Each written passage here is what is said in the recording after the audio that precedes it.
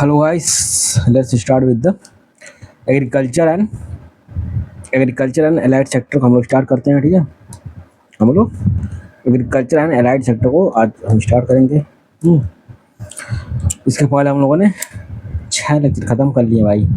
अब इसके बाद हम लोग स्टार्ट करते हैं एग्रीकल्चर एंड एलाइड सेक्टर। पहला देखिए क्या बात है, जो इम्पोर्टेंट रहेगा मैं उसको अच्छे से हाईलाइट कर दूंगा, बता दूंगा। जो इम्पोर्टेंट नहीं रहेगा उसको हम स्पीड में करते जाएंगे, आपको पता होगा। ठीक है, तो हर चीज़ इंपॉर्टेंट नहीं होता है किसी भी सब्जेक्ट का, तो उतना जो एग्ज़ाम दे रहा है उसको पता होता है भाई। ठीक है, जो हर बार एग्ज़ाम दे रहा है उसको पता होता है। ध्यान देखना क्या बोला। First one strategies. ठीक है, strategies and pathway to accelerate the development of the pulses toward the goal of the self reliance. NITI Aayog बोल रहा है कि स्ट्रेटजीज क्या है, डेवलपमेंट ऑफ द पल्सेज, मतलब पल्स को डेवलप करने के लिए for the goal of the self reliance. देखिए जब बजट में भी ना इसको प्रमोट करने की बात कही गई है, इसलिए नीति आयोग ने भी इस पर बोला है। तो क्या बोला, India is the world's largest producer and consumer of pulses.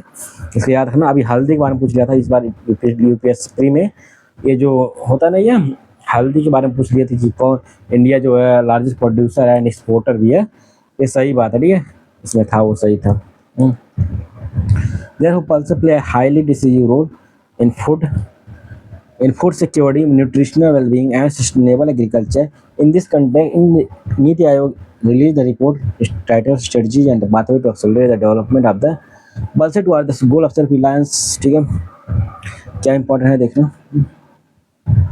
The rapid present detailed framework to accelerate the growth of transformation of the India's pulses sector. About 80% of the pulses production depends on the rain-fed areas and sustains the livelihood of more than 50 million farmers and their families. This sector crucial for rural economies। ठीक है, और कोई important है और सब important है, फालतू है। मैं बोला हूँ ना, फालतू में पढ़ाऊंगा नहीं भाई। ठीक है, ये बात जान ली कि इंडिया जो है लार्जेस्ट प्रोड्यूसर एंड कंज्यूमर, बस इतना बस।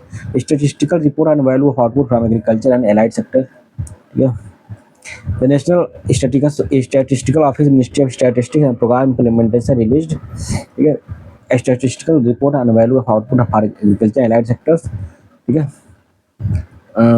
हाँ, ग्रास एंड वैल्यू एडेड। ठीक है, इंक्रीज फार्म इतना है, मतलब इंक्रीज हुआ, बस इतना बता रहा है एग्रीकल्चर सेक्टर थोड़ा।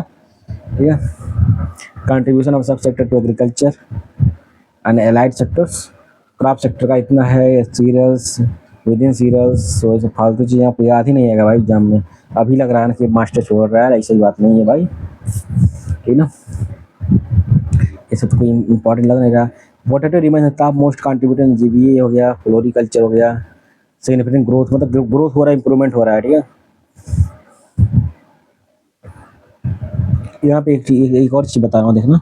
Share of the Madhya Pradesh. ठीक है, 90.2% GBO of the condiments and spices में इसका कंट्रीब्यूशन बहुत ज़्यादा है, इसका मध्य प्रदेश का। उसके बाद कर्नाटका है एंड गुजरात है। ठीक है, इसे याद रखना। First advance estimate of horticulture crop. तो इसमें देखिए क्या एडवांस कर रहा है, खास नहीं लग रहा है यार, इसमें क्या बताएं। MSP of the kharif crops.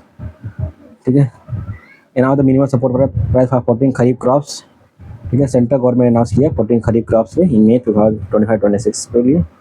ठीक है, the decision was taken by the cabinet committee on economic affairs chaired by the prime minister. Decision कौन लेता है? ये cabinet committee on economic affairs लेती है। यहाँ पूछ चुका है, याद रखना। ठीक है, चेयर करता है और पीएम जो है जिसको चेयर करते हैं। Cabinet committee on economic affairs CCEA इसको डिसाइड करती है। ठीक है, ठीक, अब देखना ये हो गया। एंड ये सब जो इसमें एमएसपी दी जाती है, जैसे रागी हुआ। ठीक है, ये सब एमएसपी दी जाती है। रागी हुआ, ज्वार हुआ। ठीक है, हाइब्रिड मालनादी, नाइजर सीड का यूपीएससी में पूछ चुका था इसके बारे में। इस पे भी एमएसपी दी जाती है। सब खरीफ क्रॉप। क्या है खरीफ क्रॉप। ठीक ना, तो याद रखना भाई। सोयाबीन हुआ, कॉटन स्टेपल हुआ, लॉन्ग स्टेपल, मेज हुआ। जो मेज होता है वो भी खरीफ क्रॉप होता है। ग्राउंड नट हुआ, सीसम हुआ, सनफ्लावर सीड, तूर, अरहर, बाजरा, उड़द, पैडी। ठीक है, पैडी, ग्रेडे, सब मूंग, सब ये सब कौन है, इसमें आते हैं। ठीक है, खरीफ क्रॉप में। ठीक है ना, खरीफ क्रॉप में इसमें आते हैं भाई। Third advance estimates of the production of major agriculture crops, ministry of agriculture and farmer welfare. ठीक है, ये सब दिया, इसमें डाटा दिया जो कि आने वाला है नहीं भाई। ठीक है, इतना प्रोडक्शन तो हाई हुआ बस इतना जानिए। ठीक, आप लगेगा कि इम्पोर्टेंट, लेकिन इम्पोर्टेंट हर चीज़ नहीं होता है। अब ये इम्पोर्टेंट देखिए, यहाँ पे इम्पोर्टेंट चीज़ आ रहा है, टू जीनोम एडिटेड राइस। ठीक है, two genome edited rice variety introduce. ठीक है, ये इंपॉर्टेंट है भाई, यहाँ से क्वेश्चन आएगा। चेक यहाँ देखिए, मेरी union minister of agriculture and farmer welfare introduce two genome rice variety है। वीट मार दीजिएगा, टू वाइट राइस वैरायटी है। कौन? DRR राइस 100 कमला है एंड पूसा DST राइस 1। ठीक है, Pusa DST rice 1 and DRR rice 100 Kamala and Pusa DST rice 1 है। ठीक है, these variety were developed with the objective of the increased production, enhance drought tolerance and improved salinity resistance। DRR धान जो है, DRR धान 100 कमला जो है ना, ये जो है प्रोड्यूस बाय द आइसर। ठीक है, डेवलप बाय द, किसके द्वारा डेवलप किया गया? Eicher institute of rice research. ठीक है, Eicher institute of rice Hyderabad के द्वारा डेवलप किया गया है। पेरेंट वैरायटी का संभव मसूरी है। ठीक है, जीन टारगेट कौन है? साइटोकिनिन ऑक्सीडेज है। अर्ली ट्रेड्स का अर्ली मैच्योरिटी होगी 130 डेज होगी, 20 डे अर्लियर होगी जो पहले से 20 अर्लियर इसको वो पक जाएगी। ड्रॉट टॉलरेंस भी रहेगी, हाई नाइट्रोजन एफिशिएंसी रहेगी। ये सब बोला इसमें। पूसा DST राइस 1 वही सेम ऑर्गेनाइजेशन डेवलप किया, न्यू दिल्ली वाली। ये न्यू दिल्ली की IRA ने डेवलप किया है, वो हैदराबाद वाली थी। ठीक है, MTU 101 वैरायटी इसकी ड्रॉट एंड साल्ट टॉलरेंट है ये। ठीक है, SDN1 जीनोम एडिटिंग है इसमें। ठीक है, SDN1 जीनोम एडिटिंग है इसमें, टेक्नोलॉजी यूज हुई इसमें। ठीक है, की ट्रेड्स कौन है? ड्रॉट एंड सैलिनिटी टॉलरेंस है। ठीक है, ड्रॉट एंड सैलिनिटी टॉलरेंस है। Enhanced yield under stress condition. Inland salinity यहाँ पे एल्कलाइन सॉइल्स है। कोस्टल सैलिनिटी है। ठीक है, contains no foreign DNA comparable to conventional variety. Release of the basic animal husbandry statistics 2004। ठीक है, बेसिक एनिमल हस्बेंड्री का इसमें रिलीज किया है। National milk day celebrated new Delhi 26 नवंबर को मनाया जाता है। ठीक है, हाईलाइट्स किया है मिल्क प्रोडक्शन में। यहाँ पे दे रहा है कि टॉप प्रोड्यूसर कौन है मिल्क में, ये सब इम्पोर्टेंट है। मिल्क प्रोडक्शन, एक मिनट यार, मिल्क प्रोडक्शन में टॉप कौन है? उत्तर प्रदेश टॉप पे है, 16.21% प्रोड्यूस कर रहा है। फिर राजस्थान है इसके बाद, मतलब उत्तर प्रदेश फिर राजस्थान है, इतना याद रखना। ठीक है ना, इसको याद रखना, दो ही याद रखना, ज़्यादा नहीं। मध्य प्रदेश फिर वेस्ट बंगाल। एक प्रोडक्शन में कौन है? ये एक प्रोडक्शन में आंध्र प्रदेश है, ये 17.85% है। फिर तमिलनाडु है इसमें एक प्रोडक्शन में। ठीक है ना, तेलंगाना। फिर मीट प्रोडक्शन में देखना, मीट प्रोडक्शन में कौन है? मतलब एक ही कंट्री के नाम याद रखना था। मिल्क का उत्तर प्रदेश, एक में आंध्र प्रदेश और मीट में वेस्ट बंगाल है। ठीक है, वेस्ट बंगाल, क्योंकि एक ही याद आ जाए बहुत बड़ी बात है। सब आपको लगेगा सब याद करना, ऐसी बात याद नहीं, बस एक ही याद रखिए। एक में तो आंध्र प्रदेश, मीट में तो वेस्ट बंगाल, उसका उत्तर प्रदेश है, मतलब वेस्ट बंगाल। ऊल में कौन है? ऊल प्रोडक्शन में एक राजस्थान। ठीक है, राजस्थान नंबर 1 था, फिर जम्मू कश्मीर है इसका। फिर global country India leads in milk production. Global context में क्या है देखिए, इंडिया का नंबर 1 है मिल्क प्रोडक्शन में and rank second in egg production में वर्ल्ड वाइड। ठीक है, एग प्रोडक्शन में सेकंड नंबर पे आती है और मिल्क में एग में सेकंड नंबर पे आती है, मिल्क में फर्स्ट नंबर पे आती है पूरे वर्ल्ड में। ठीक है, ये और वर्ल्ड वाले क्या करते हैं, वो मीट के लिए प्रोडक्शन रखते हैं और इंडिया में इसको मिल्क के लिए रखते हैं। ठीक है, अब देखिए मिनिमम सपोर्ट प्राइस और रबी के लिए क्या है देखिए, कैबिनेट कमेटी में फिर इसको अप्रूव कर देती है। 300 रुपीज़ क्विंटल हाईएस्ट हाइक हुई है।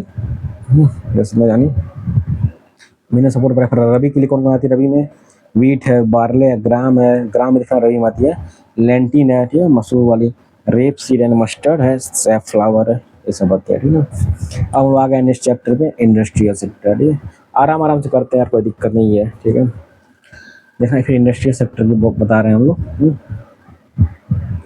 Automotive mission plan 2047, automotive mission plan 2047, automotive mission plan 2047 AMP 2047 is an ambitious initiative of the government of India with the goal of making India attain the top position in the global automobiles industry for the year 2047. This plan under the vision of the Viksit Bharat 2047 further broaden the defense AMP, ठीक है, placing technological innovation, sustainability, self reliance। और कुछ खास नहीं लग रहा है automobile. ठीक है, इंडस्ट्री सेक्टर बता रहा है। इसमें क्वेश्चन अच्छा स्ट्रेंथनिंग क्या है, ये मतलब by the year of strengthening the electric vehicles, ठीक है। स्ट्रेंथनिंग इलेक्ट्रिक व्हीकल फिर 2037 तक हब बनाएगी इंडिया को, फिर 2047 तक क्या करेगी, ऑटोमोबाइल इंजीनियरिंग में वर्ल्ड में लीड करेगी इंडिया को, ठीक है। Innovation, green mobility, sports and global competitiveness, employment and skill employment, skill development, multi minister corporation की बात है, सब कर रहा है इसमें। Index of the 8 core industry, ये इंपॉर्टेंट है कि ना, ये इंपॉर्टेंट है। Index of the 8 core industry की बात पूछता है कौन कौन इसमें आती हैं, ठीक है, इसलिए इंपॉर्टेंट है। अब कौन रिलीज करता है, ठीक है, कौन रिलीज करता है index of industry, index of 8 core industry, देखना ministry of commerce, ministry of commerce and industry, government of India, ministry of commerce and industry ये रिलीज करती है 8 कोर इंडस्ट्री, ठीक है। 8 कोर इंडस्ट्री को बेस ईयर क्या है, 11-12 है 100 बेस पॉइंट पे।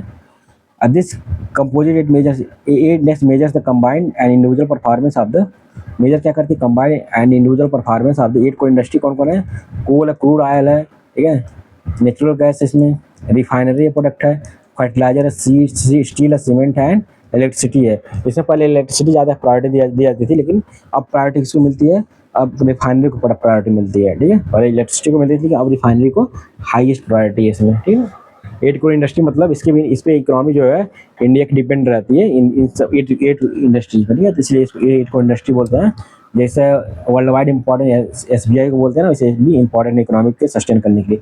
यदि एक भी इंडस्ट्री जो है ड्विंडल हुई, मतलब कमजोर हुई, तो मतलब इंडिया की इकोनॉमी भी कमजोर हो जाता है, ठीक है। Coal, crude oil, natural gas, refinery products, fertiliser, steel, cement and electricity. इस पे देखिए तो क्वेश्चन 2 बार पूछ चुका है कि मतलब कि प्रायोरिटी किस दी जाती है, प्रायोरिटी रिफाइनरी प्रोडक्ट्स को दी जाती है इस समय, पहले इलेक्ट्रिसिटी थी, लेकिन अब जो है रिफाइनरी प्रोडक्ट्स को दी जाती है, क्योंकि इंडिया एक्सपोर्ट करता है ना, क्रूड ऑयल तो मंगाता है, लेकिन इंडिया एक्सपोर्ट करता है रिफाइनरी वाले को, रिफाइंड करके देता है। मैक्सिमम इंडिया में रिफाइनरी होती है। सो देख रहे हैं यहाँ पे, the 8 core industry comprises 40.27% weight of the item, 40.27% weight of the item included in the index of the industrial production, मतलब कंप्राइज करते हैं 40.27% weight of the item included in the index of the industrial production। IIP में जितना है उसका ज़्यादा ही है यहाँ पे, ठीक है, index of the industrial production, ठीक। registered the growth rate of 4.2%, 4.5% compared to the corresponding period of the previous year। Performance of the 8 core industry क्या है देखना, क्या है भाई बताना। कोल है, क्रूड ऑयल है, नेचुरल गैस है, रिफाइनरी प्रोडक्ट है, ये रिफाइनरी प्रोडक्ट जो है परफॉर्म हो जाते, मतलब कंट्रीब्यूशन ज़्यादा है इसका, ठीक है, मतलब 28.04, मतलब वेटेज कितना इसका देखिए, रिफाइनरी प्रोडक्ट का वेटेज देखना कितना है, 28.04 भाई देखना, इसलिए बोलता है इंपॉर्टेंट है। और कंट्रीब्यूशन जो कोल ज़्यादा करता है ग्रोथ रेट में, 5.9 सबसे ज़्यादा कौन करता है, 6.9 स्टील करती है, ठीक है, स्टील जो ज़्यादा कर रही है। बस इतना हो गया। Global startup ecosystem index, global startup ecosystem index, Startup Blink released the Global Startup Ecosystem Index 2025. In this year's list, India ranked second, registering a full, इतना फालतू चीज़ें दिखा रहा है। ग्लोबल स्टार्टअप इकोसिस्टम में सबसे ज़्यादा यूएसए का है, फर्स्ट रैंक पे आती है सैन फ्रांसिस्को पे, यूएसए पे, यूके की है कंट्री, मतलब यूएसए की, उसका सिटी है, मतलब यूएसए की सैन फ्रांसिस्को पे की है। 3 India city are included in top 20 global ranking, ठीक है, नंबर 10 पे है बेंगलुरु, दिल्ली, फिर Mumbai. Designing policy for medium enterprises, Niti Aayog release report title designing है policy for medium enterprises in New Delhi, aiming to transform medium enterprises into key engines of India's future economic growth. MSME का दिखा रहा है, ठीक है, sector contributes approximately 29% India's growth domestic, मतलब जो MSME है ना, एमएसएमई कितनी कंट्रीब्यूट करती है, 29% of GDP, this sector contribute 29% to India's gross domestic product में कंट्रीब्यूट करती है, ठीक है। Recently, central government has revised the definition of MSME to expand their reach and strengthen their contribution to India's economic growth। Micro enterprise, small enterprise, medium enterprise के यहाँ पे दिया है, ठीक है, मतलब रिवाइज किया है, बहुत इंपॉर्टेंट भाई, ये बहुत इंपॉर्टेंट है। रिसेंटली सेंट्रल गवर्नमेंट मतलब वीआईपी लिख दे रहा हूँ, ठीक है, वीआईपी लिख दे रहा हूँ, इंपॉर्टेंट है इसलिए। रिसेंटली सेंट्रल गवर्नमेंट जो रिवाइज किया, देखा ना, रिवाइज हुआ, मतलब पहले दूसरा था, दूसरा हुआ है डिफिनेशन एमएसएमई, ठीक है। पहले MSME micro, small, medium enterprise बोलते हैं, ठीक है। माइक्रो का देखना इसमें आप जो है इन्वेस्टमेंट कितना कर सकते हैं और पूरा टर्नओवर कितना होगा, ठीक है। तो आप जो 2.5 लाख जो है इन्वेस्टमेंट कर सकते हैं मैक्सिमम। करेंट का मत याद करना भाई, भूल जाना, कंफ्यूज हो जाएंगे भाई, इसको कोई जरूरत याद करने की जरूरत नहीं है, ठीक है। तो भूल जाएंगे क्या फायदा है, थोड़ा बहुत याद करिए ना, जो मैं बता रहा हूँ रिवाइड वाला बस याद करिए, कुछ नहीं याद करिए, बस रिवाइड वाला पहला थे 2 पॉइंट। अच्छा इसका मल्टीप्लाई करेंगे, जितने रिवाइज में 4 का मल्टीप्लाई करेंगे ना, ये इसका टर्न ओवर आ जाएगा, ठीक है। जैसे 2.5 लाख है, इसमें 4 का मल्टीप्लाई करेंगे तो इसमें 10 लाख आ जाएगा, ठीक है। 10 लाख करोड़ बोलते हैं, 10 करोड़ बोलते हैं। 2.5 करोड़ इन्वेस्टमेंट करेंगे स्मॉल में, ऐसे माइक्रो स्मॉल मीडियम की बात कर रहा है और लार्ज वाली नहीं बात कर रहे, माइक्रो में करेंगे 2.5 लाख इन्वेस्टमेंट, रिवाइड 10 लाख टर्न ओवर होगी, फिर 25 लाख करेंगे, ठीक है। 25 करोड़ करेंगे स्मॉल में, ठीक है इन्वेस्टमेंट, फिर 100 करोड़ जो है रिवाइड आ जाएगा, फिर क्या करेंगे 25 करोड़ के बाद बताइए 125 करोड़ करेंगे, ठीक है। 125 करोड़ इन्वेस्टमेंट करेंगे, आपका 125 करोड़ करेंगे, आपका हो जाएगा 4 से मल्टीप्लाई करेंगे 500 करोड़ आपका रिवाइड टर्न ओवर हो जाएगा, ठीक है। ये इसमें बोला है, मतलब 2.5 10 करोड़ हो जाएगा, 10 करोड़ हो जाएगा, 225 100 करोड़, फिर 125 500 करोड़, 10 100 500 इसका टर्न ओवर होता है, ठीक है। It provides employment over 60% of India workforce, ठीक है।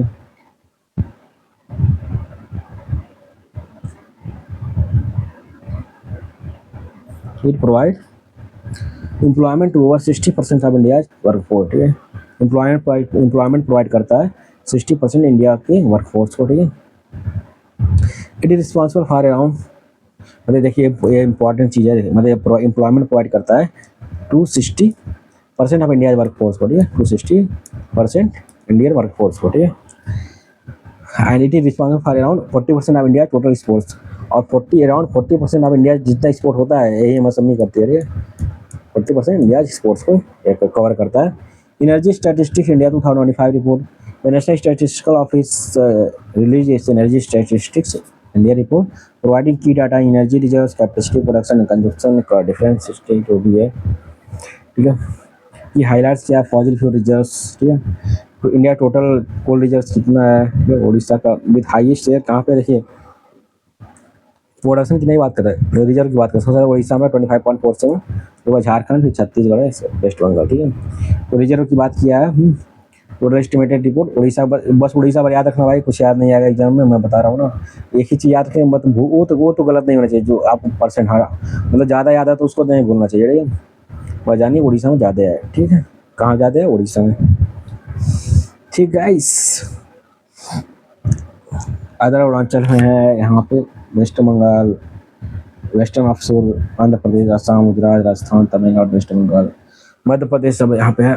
क्रूड ऑयल रिजर्व की बात देखना, इसका क्या बोल रहा है कि largest share western offshore hold largest share, जहाँ पे, ठीक है। वह आसाम जो है कितना, आसाम में सबसे ज़्यादा है 21.66%, फिर राजस्थान में क्रूड ऑयल रिजर्व की बात कर रहा है। नेचुरल गैस रिजर्व की देखना क्या बोले, नेचुरल गैस लिम के मीटर में नापते हैं, ये जो वेस्टर्न ऑफशोर है, ईस्टर्न ऑफशोर में है, ठीक है। इसमें वेस्टर्न ऑफशोर बोलते हैं इसको, ऑफशोर मतलब जो ओशियन होता है ना उसकी बोलते हैं, ठीक है। वेस्टर्न ओशियन को बोलता है, ठीक है। ऑफशोर मतलब क्या होता है जो मतलब ओशियन वाली बात, मतलब वेस्टर्न ऑफशोर मतलब मुंबई के उधर वाला बात कर रहा है, और नेचुरल गैस की मतलब बोल रहा है तो कहाँ से ज़्यादा वेस्टर्न ऑफशोर, मतलब वही मुंबई के पास जो समुद्र है ना वहाँ की बात कर रहा है, फिर ईस्टर्न ऑफशोर की आसाम की बात कर रहा है, ठीक है। तो ऐसे मतलब होता ये बात कर रहा है, ठीक है। 1 मिनट गाई हैंग करने लगा,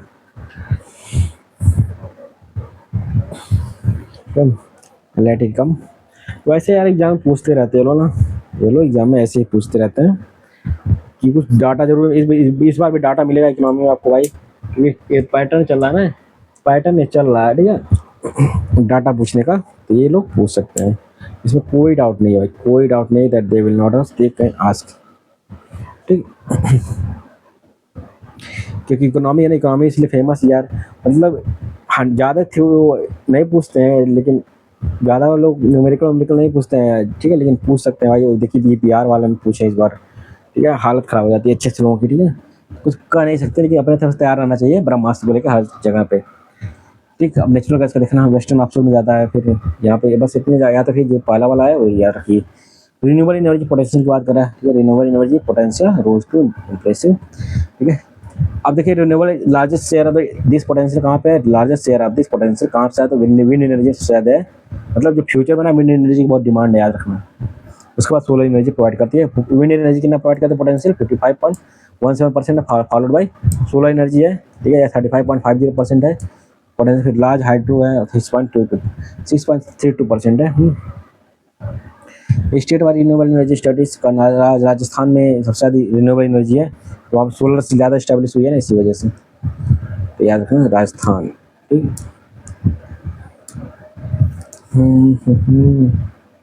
याद रखना 20.3% जो है ये कंट्रीब्यूट करती है रिन्यूएबल एनर्जी में। ये हो गया। फिर गुजरात है, ये सब sector percentage distribution of installed grids interactive renewable power capacity as इतना इतना इतना, ठीक है। Solar power, small hydro power, wind power है, ठीक है।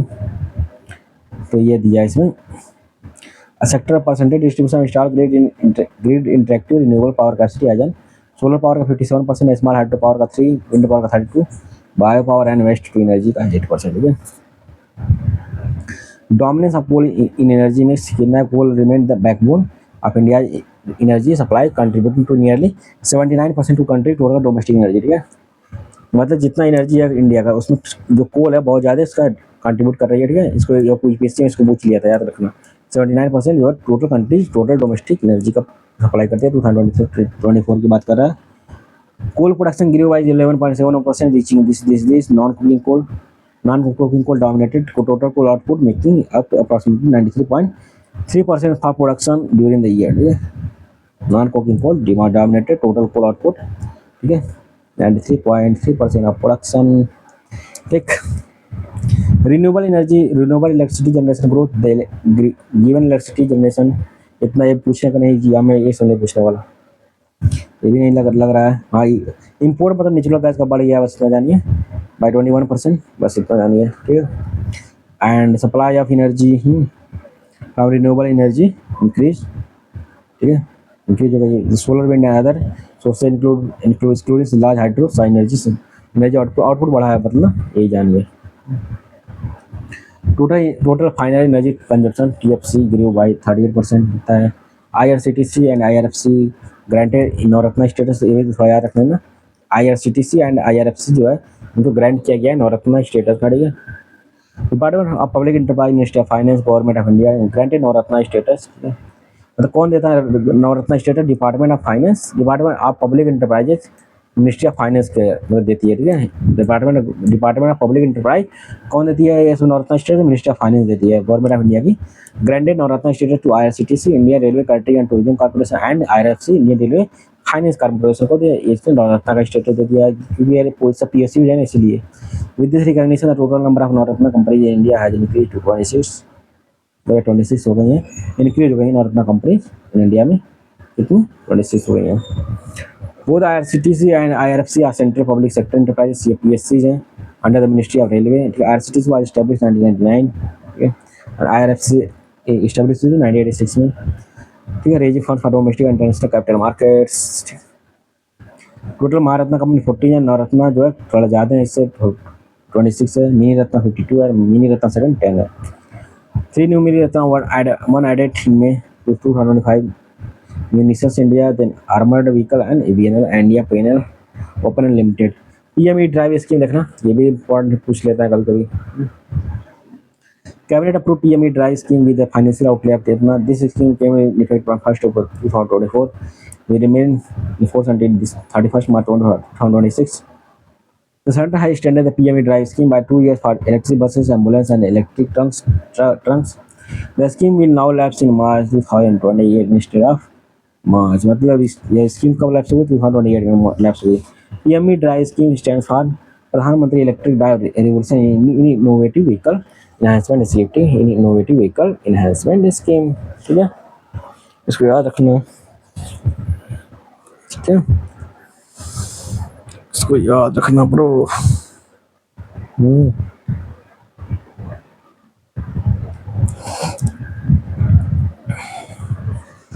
यहाँ पे देखना क्या बोल, अब हम लोग नया चैप्टर पे आ रहे हैं, इंटरनेशनल इकोनॉमिक डेवलपमेंट। मतलब ये तो इंडिया लेवल का हो गया, अब इंटरनेशनल लेवल पे क्या क्या डेवलपमेंट हुई है उसको हम लोग देखते हैं इसमें, ठीक है। ये भी इम्पोर्टेंट है कि पूछते रहते हैं ना लोग, ये लोग ना। तो आराम से इसको पढ़ते हैं। Hurun India most vulnerable family business list. Barclays Private Clients and Hurun India released in August. Second edition of Barclays Private Clients Hurun India most valuable family, ठीक है, most valuable family business Hurun list. The evaluation are based on the this Hurun India list covers a total of 300 family business including 100 new family. The combined valuation is around 1.6 trillion. Some reliable sources. This Ambani family, ठीक है, कितना है family business का बोल रहा है, तब Ambani family Reliance industry के करोड़ में 28,000 28,23,100 करोड़ का है बिजनेस। बजाज का है, ठीक है, Bajaj family, Kumar Mangalam Birla family, Jindal family, Mahindra family, फिर Mahindra and Mahindra, Nadar family, HCL technology का है, ठीक है। The top first generation family business where the founder himself is the first generation and the next generation is active can be summarise follow. Adani है, Poonawala, DV laboratory, Nawal, ठीक है, and Reddy का Apollo hospital का famous है, ठीक है। फॉर्चून ग्लोबल 100 में देखिए, इसमें एक which world's largest 500 company were ranked based on this. Only एक कौन आया है, रिलायंस वाली आई है इसमें। This is based on total revenue this in this ये टॉप 10 आर रिस्पेक्टिवली वालमार्ट है। कौन कौन टॉप 10 कंपनी है इसमें 500 में? वालमार्ट है, अमेजन है। देखिए वालमार्ट ने ना ये इसमें स्टेक खरीदा, लगभग 51% से ज़्यादा खरीदा है फ्लिपकार्ट में, तो इसलिए इसको ओनर माना जाता है वालमार्ट को। अमेजन है, स्टेट ग्रिड है, सऊदी अरामको है, चाइना नेशनल पेट्रोलियम है, सीनोपी है, सीनोपी ग्रुप है, यूनाइटेड हेल्थ ग्रुप है, एप्पल, सीवीएस हेल्थ है एंड बर्कशायर हैथवे, ठीक है, Berkshire Hathaway.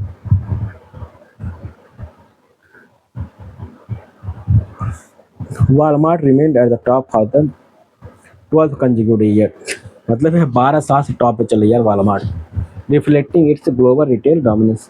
Saudi Aramco retained its position as the most profitable company with a net profit of $105 billion. It reported $106 billion profit 2024. Net performance हमारे market में विंदान company, Reliance company है जो मतलब profit कमा रही है, फिर लाइफ इंश्योरेंस इंडिया कॉर्पोरेशन है, स्टेट बैंक है, oil and natural gas company HDFC है, टाटा मोटर्स है, भारत पेट्रोलियम कॉर्पोरेशन लिमिटेड है, आईसीआईसीआई बैंक है। out of the 9, 5 are from the public sector and 4 are from the private sector. मतलब public sector बहुत ज़्यादा performance की इसमें। Reliance industry was the highest ranked from the India and only private Indian company in the top 100 while LIC was also included in top 100, ठीक है, तो इसको याद रखना, रिलायंस इंडस्ट्रीज में टॉप 100 में है भाई। इस समय देखिए LIC जो है यहाँ पे देखिए 88 है, LIC 95 है, टॉप 100 में आती है। The state of the food security and nutrition in the world, ठीक है, the state of food security and nutrition in the world 2025, ठीक है, the state of food security and nutrition in the world 2025. The Food and Agriculture Organization FAO and International Fund for Agriculture Development UNICEF is of the World Health Organization released the report titled the state of food security, ठीक है, during the Union Food Systems Summit this Addis Ababa cooperatively की highlights क्या addressing high food prices, ठीक है, for food security and nutrition globally, the prevalence of undernutrition। ऐसा फालतू चीज़ दिया आपको याद ही नहीं आएगा भाई, आपको लग रहा है याद आएगा लेकिन याद नहीं आएगा, बात मानिए। इतना डाटा दिया यार, लड़खड़ा का आदमी गिर जाएगा भाई। The report emphasized targeted and time-bound fiscal measures, credible and transparent monetary policy and strategic investment, agri food R&D, transport, production जो भी है।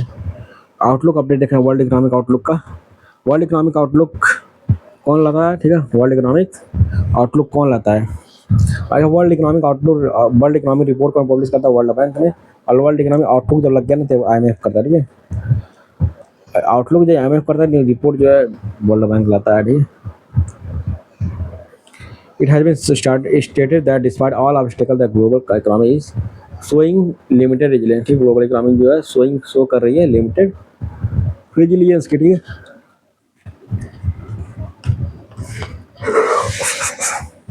की फैक्ट्स देखना क्या बोल रहा है। Title of the updated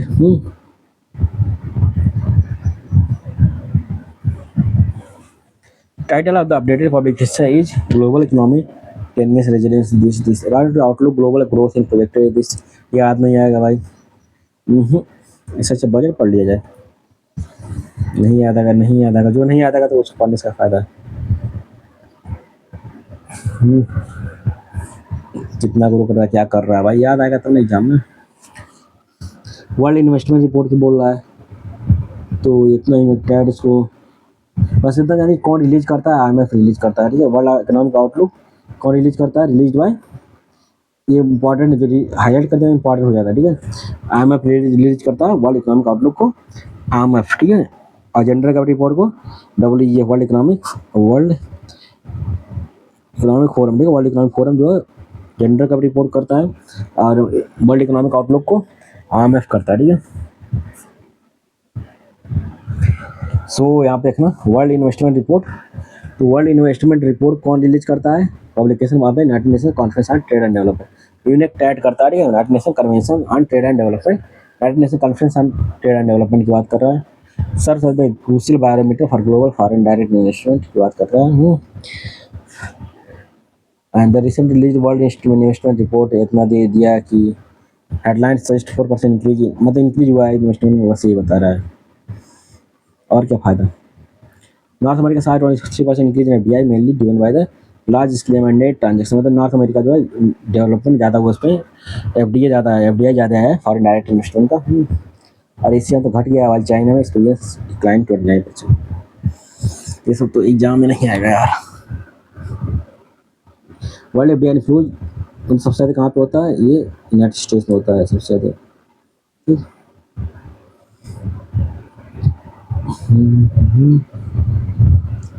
India का कितना 15th रैंक है।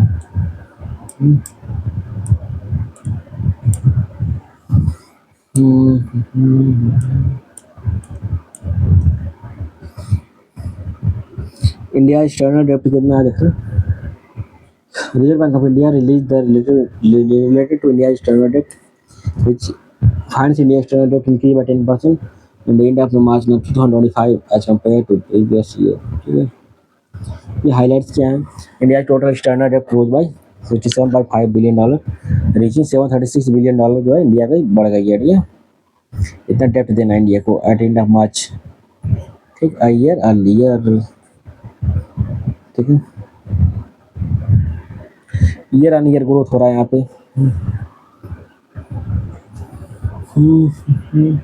ये से इतना डाटा भर देता है जो एग्जाम पूछता नहीं, तो क्या फायदा। Indian telecom services yearly performance indicators, telecom regulatory authority of India try release the Indian telecom services yearly performance indication. और सब तो कुछ याद आने वाला नहीं है। टोटल सब्सक्राइबर कितने, 1200 मिलियन है।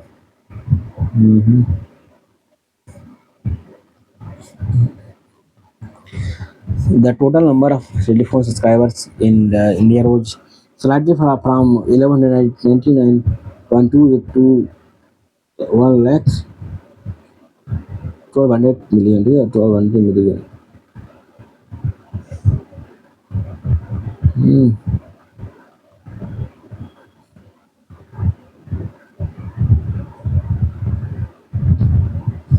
ओवरऑल मोबाइल, ठीक है, डिक्लाइन हुआ है ओवरऑल टेली डेंसिटी का, तो ओवरऑल मोबाइल टेली ड्रॉप हुआ, T381 आ गया, रूरल में 58 पॉइंट कुछ आया, अर्बन में भी डिक्लाइन हुआ है, मतलब मोबाइल का यूज जो थोड़ा कम हुआ है, ठीक है। Global trade outlook and statistic, global trade outlook and statistic की बात बोल रहा। World trade outlook, world trade organisation release the report global trade outlook and statistics, W2 release किया है ग्लोबल ट्रेड, क्या report release, global trade outlook and statistics, global trade outlook and statistics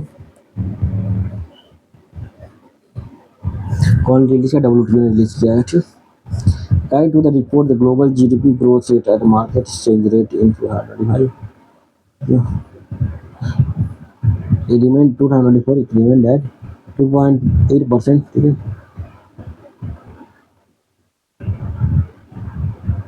growth rate.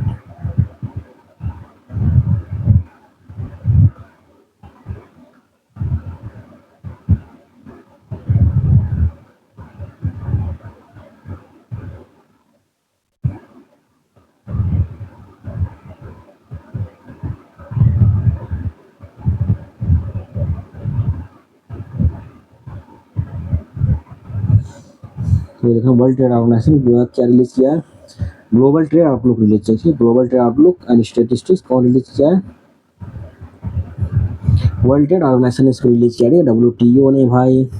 According to the report the global GDP growth rate and market exchange rates in this ये तो पूछने वाला, the growth rate इतना इतना store हुआ है, ठीक।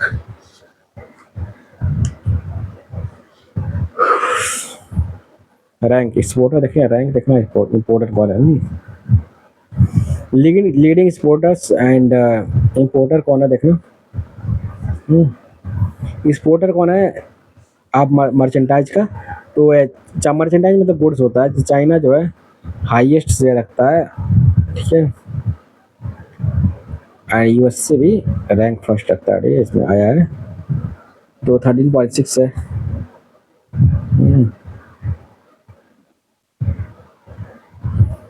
और यूएसए का, चाइना का 14.6 है एक्सपोर्ट, और यूएसए का 13.6 है, ठीक है।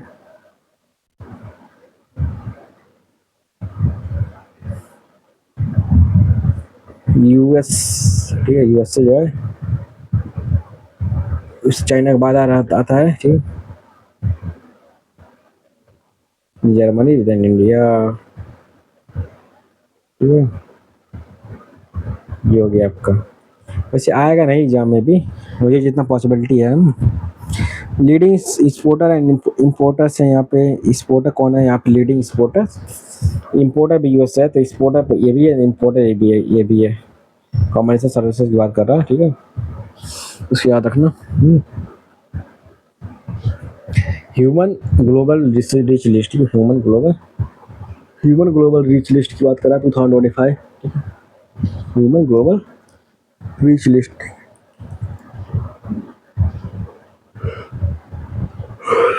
तो क्या है, human global rich list release by the Hurun research institute, ठीक है, हुरून ग्लोबल रिच लिस्ट बात कर रहा था, Hurun global rich list release by the Hurun, the list which ranks the world's village based on their wealth published, मतलब wealth किसका जाता है कैसे कम, ये बता रहे हैं। तो United state top the position for the first time in 10 years, followed by China and then India, ठीक। तो यहाँ पे देखिए which retain the third position, India का थर्ड पोजीशन है इसमें। इलॉन मस्क का देखिए कितना वेल्थ, $420 billion है, टेस्ला कंपनी के ओनर है, and country of residence US से, यूएस में तो लगातार यार टॉप कर रहा है, ठीक है, लगातार, ठीक। तो इलॉन मस्क का हो गया कितना, 420 हो जाएगा, ठीक है, टेस्ला का उन्होंने फाउंडेशन किया था, एंड जेफ बेजोस है जो फाउंडर है, आप किसका है, इलॉन मस्क के और इंडिया के, तो इलॉन मस्क पहले नंबर पे आते हैं,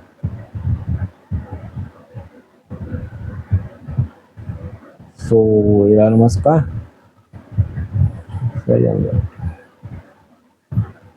का हो जाएगा यहाँ पे टेस्ला कंपनी की, कंपनी ऑफ रेजिडेंस का यूएसए की देखना, यूएसए कितनी है, हाँ 5 कंट्री के ना सब यूएसए के हैं रिच लोग हैं, इलॉन मस्क, ठीक है, टेस्ला अमेरिकन से, और टेस्ला से इलॉन मस्क का है, एंड जेफ बेजोस, ठीक है, जेफ बेजोस का, ठीक है, 326 का है, ठीक है।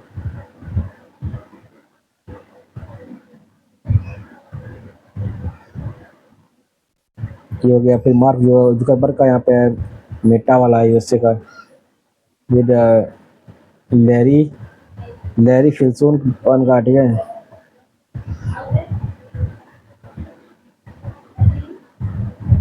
ये हो गया,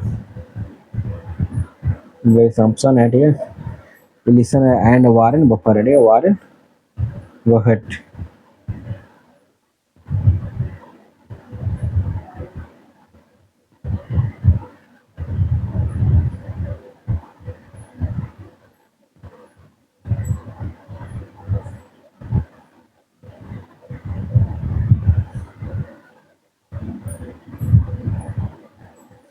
सो लैरी एलिसन हो गया, वारेन बफेट हो गया।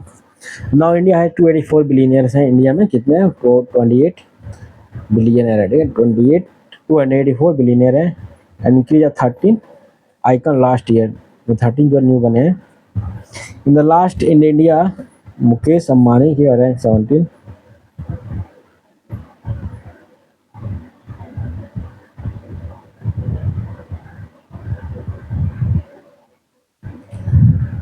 तो इंडिया नाउ है टू फॉर मुकेश अंबानी का क्या होगा? रैंक 70 स्लिप्ड और सिर्फ फार पर इंडिया मुकेश अंबानी जो है रैंक 17 से।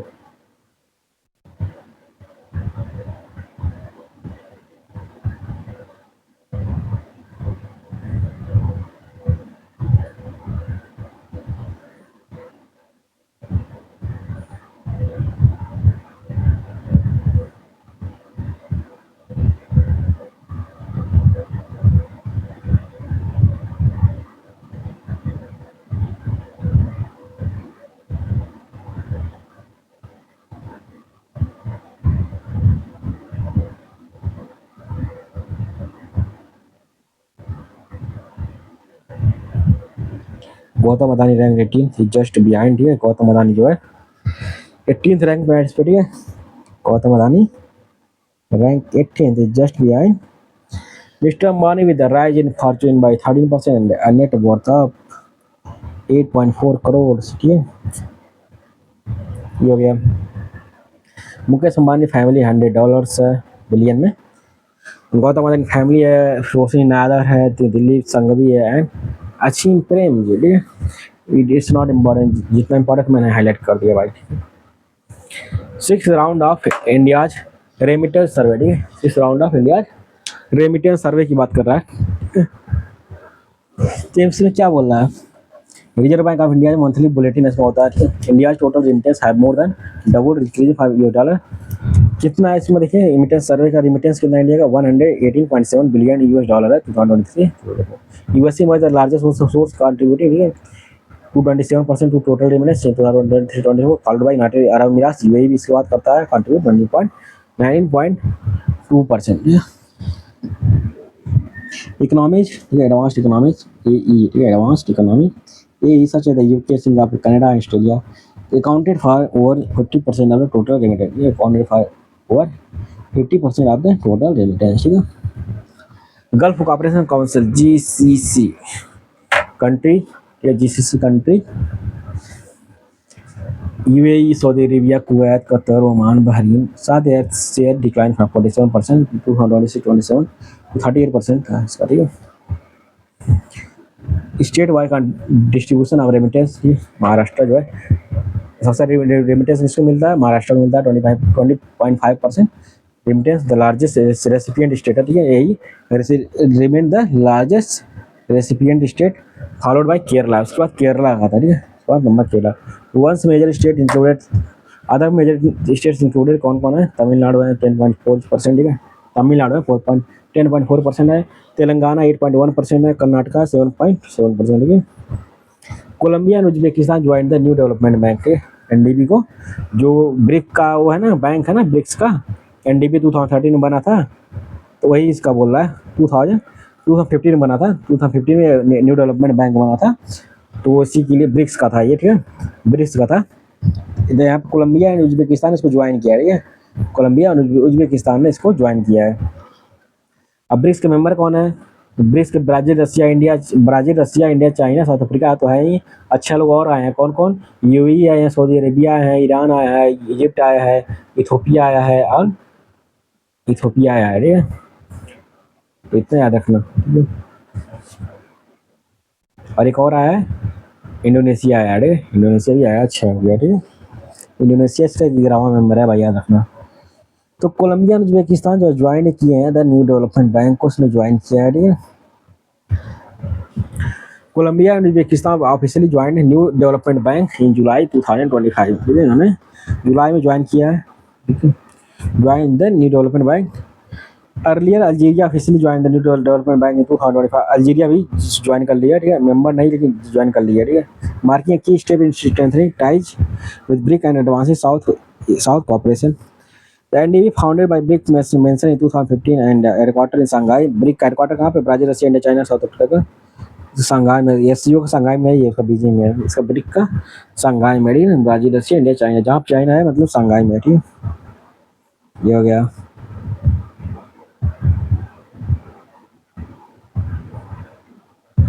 NDB founded by BRICS nation in 2015। बहुत इंपॉर्टेंट है यार। एनडीबी का फाउंड कब हुआ था? BRICS nation in 2015। हेडक्वार्टर कहाँ पे? शंघाई में है। Is currently headed by Dilma Rousseff के द्वारा इसको हेड किया जा रहा है, ठीक है। दिल्मा रूसोव के द्वारा, दिल्मा रूसोव के द्वारा इसको हेड किया जा रहा है, ठीक है।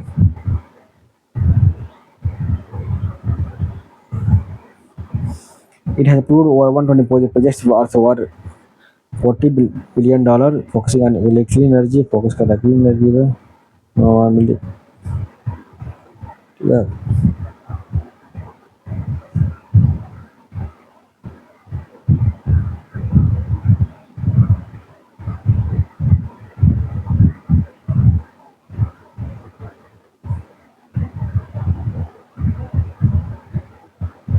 New Development Bank founded by BRICS nation in 2015 and headquartered in Shanghai में इसका headquartered by and is currently led by Dilma Rusev, ठीक है।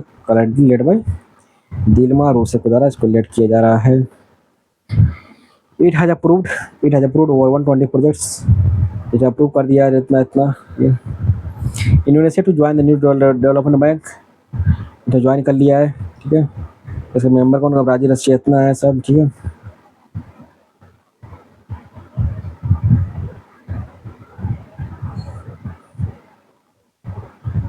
ठीक।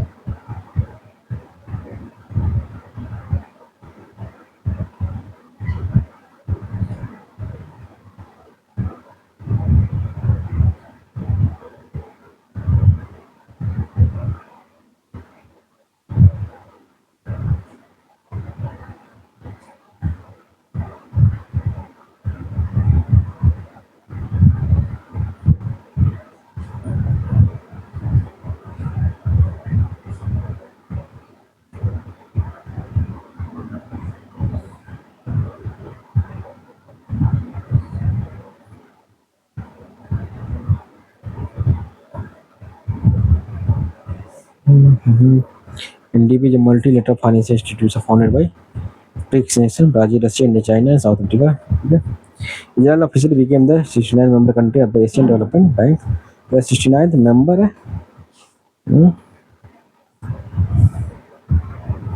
एशिया डेवलपमेंट की बात कर रहा है ना, न्यू डेवलपमेंट की बात कर रहा है।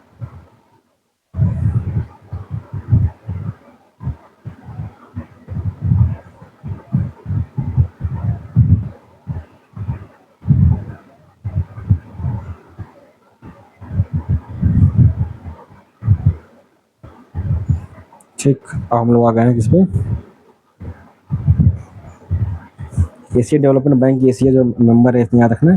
वो इजराइल जो है मेंबर है किसका? इजराइल जो है officially member of the Asian Development bank, ADB का। came into effect from 2024 and Israel is 29 member country to join the Asian Development Bank की बात कर रहा है, ठीक है। जिसका हेडक्वार्टर कहाँ पे भाई? हेडक्वार्टर बताया ना ये क्या है? कोलंबिया उज्बेकिस्तान की बात कर रहा है। अल्जीरिया, फिर कोलंबिया, उज्बेकिस्तान भी ज्वाइन कर लिया न्यू डेवलपमेंट बैंक का, ठीक है। तो न्यू डेवलपमेंट बैंक को उसने ज्वाइन किया है, एडीबी को ज्वाइन किया, इजराइल ने ज्वाइन किया, ठीक है। इसको भाई बढ़िया से केयर करके याद रखना, ठीक है। तो हम लोग चलते हैं नेक्स्ट चैप्टर की तरफ। क्या next chapter? National global indices. Indices की हम लोग बात करेंगे, नेशनल एंड ग्लोबल दोनों की। हम लोग इसके पहले लेते हैं 3 मिनट ब्रेक, तब उसके बाद शुरू करते हैं, ठीक है।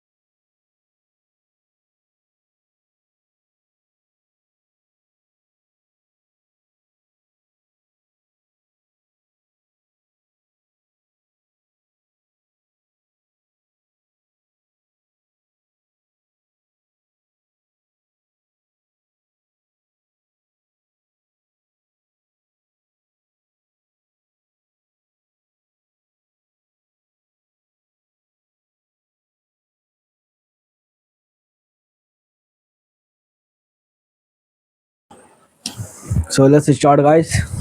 नेशनल एंड ग्लोबल इंडाइसेस की बात कर रहे हैं, ठीक है, नेशनल एंड ग्लोबल इंडाइसेस की।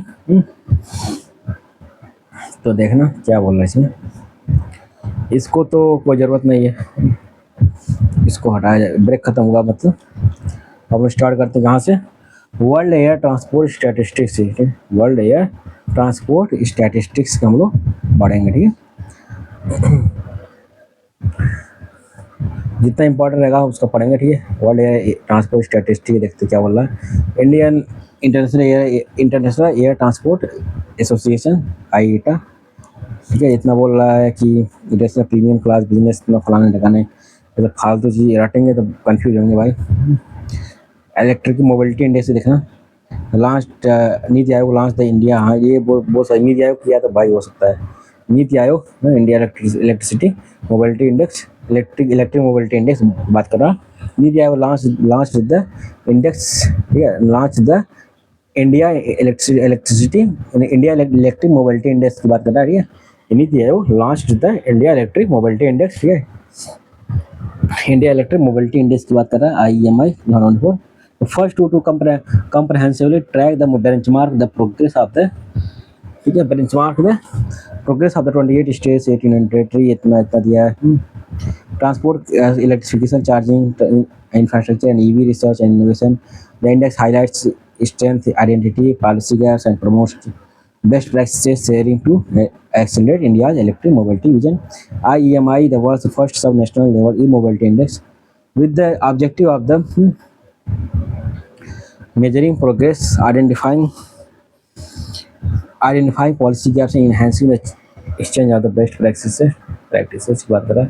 तो IEMI, ठीक है, इंडिया इलेक्ट्रिक मोबिलिटी इंडेक्स की इतना रीड किया क्या करता, फॉर्चूनर की बात करता है कि front runner 65-99 performance 50-64 and aspirant 0-49। और द ओवरऑल, अच्छा नीति आयोग मैक्सिमम ये सब देता, कैटेगरी दे देता है, फ्रंट रनर परफॉर्मेंस एस्पिरेंट। और the overall level front runners are Delhi, Maharashtra, Chandigarh, ठीक है।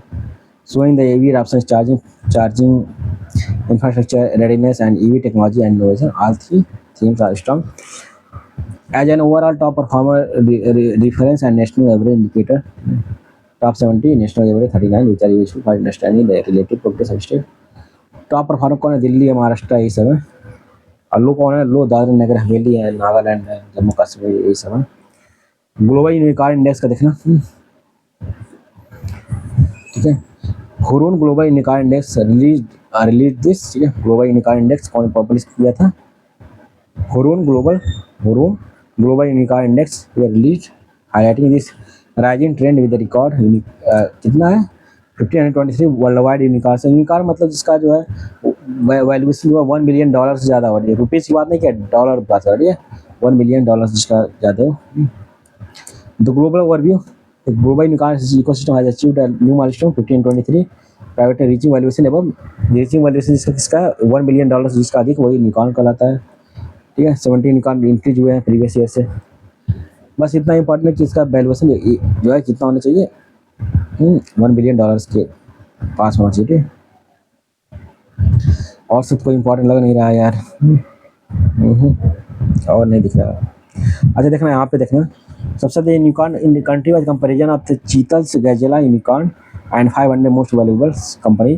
तो यूएसए में सबसे ज़्यादा यूनिकॉर्न्स हैं, यूएसए में, फिर चाइना में, उसके बाद इंडिया का देखना 6% है। गैजेलाज का, चीतल्स है गैजेलाज का यूएसए, वही चाइना, फिर यूके है। यूनिकॉर्न में अच्छा चीतल्स हो गए, गैजेट्स की यहाँ बात कर रहा है, फिर यहाँ पे यूनिकॉर्न की बात कर रहा है। जैसे हर एनिमल का नाम दिया तो उनका कुछ वैल्यू होता है।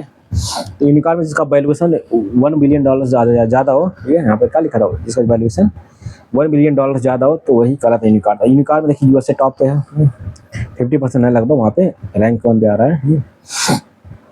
फिर चाइना में 23% है, इंडिया में 4% है, फिर यूके में 4% है।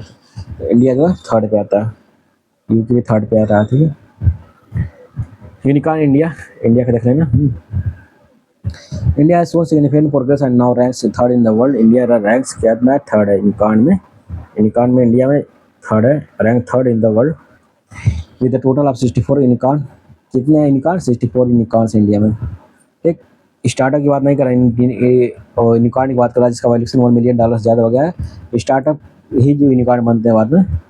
इन 2024 India had 67 startup, unicorn startups 68 in 2023 and place third globally. ठीक है, डिलीवरी है, नाइक का आया। ठीक है, the Indian startup ecosystem had expanded rapidly reflecting it's growing global relevance and entrepreneurial momentum among Indian cities. Bengaluru lead the chart, ranking 7th globally in terms of the unicorn. मतलब बेंगलुरु इसमें lead कर रहा है क्योंकि support ज़्यादा मिलता है इसको। ठीक है, ranking 7th globally in terms of the unicorn count. It is followed by Mumbai at rank 22nd, Gurugram which had made it debut at rank 27। ठीक है, sectors such as the fintech and gaming are the primary drivers of the unicorn. मतलब fintech जो financial take है और gaming जो है primary drivers of unicorn के हैं। ठीक है, इंडिया मोस्ट नोटेबल यूनिकॉर्न कौन कौन है? जीरोधा है, वैल्यूएट $8.2 बिलियन इसका जीरोधा का, हाईएस्ट बिलियन है। ड्रीम 11 देखिए बैन हो गया है। ठीक है, ये गेमिंग वाला है, $8 बिलियन था लेकिन बैन हो गया इसका। ठीक है, मतलब बैन नहीं हुआ पूरा गेम, जो फाइनेंशियल वाला चीज़ें हैं वो बैन हुआ है। ठीक है, आप वो बेटिंग नहीं कर सकते मनी का, क्योंकि इससे बहुत से लोगों की लाइफ जो है एडिक्ट हो जाते थे और जो है पूरी फैमिली डिस्ट्रॉय हो जाती थी उनकी। ठीक है, रेजर पे की वैल्यूएशन कितनी है? 7.5 बिलियन है। ठीक है, ये भी फाइन टेक है। ठीक है, फाइनेंशियल वैल्यू का। ग्लोबल एनर्जी स्टेटस बात कर रहा है, मिड ईयर अपडेट। ठीक है, ग्लोबल एनर्जी स्टेटस की IEA release the electricity mid year update. ठीक है, which highlights surging global electricity demand driven by the heat waves.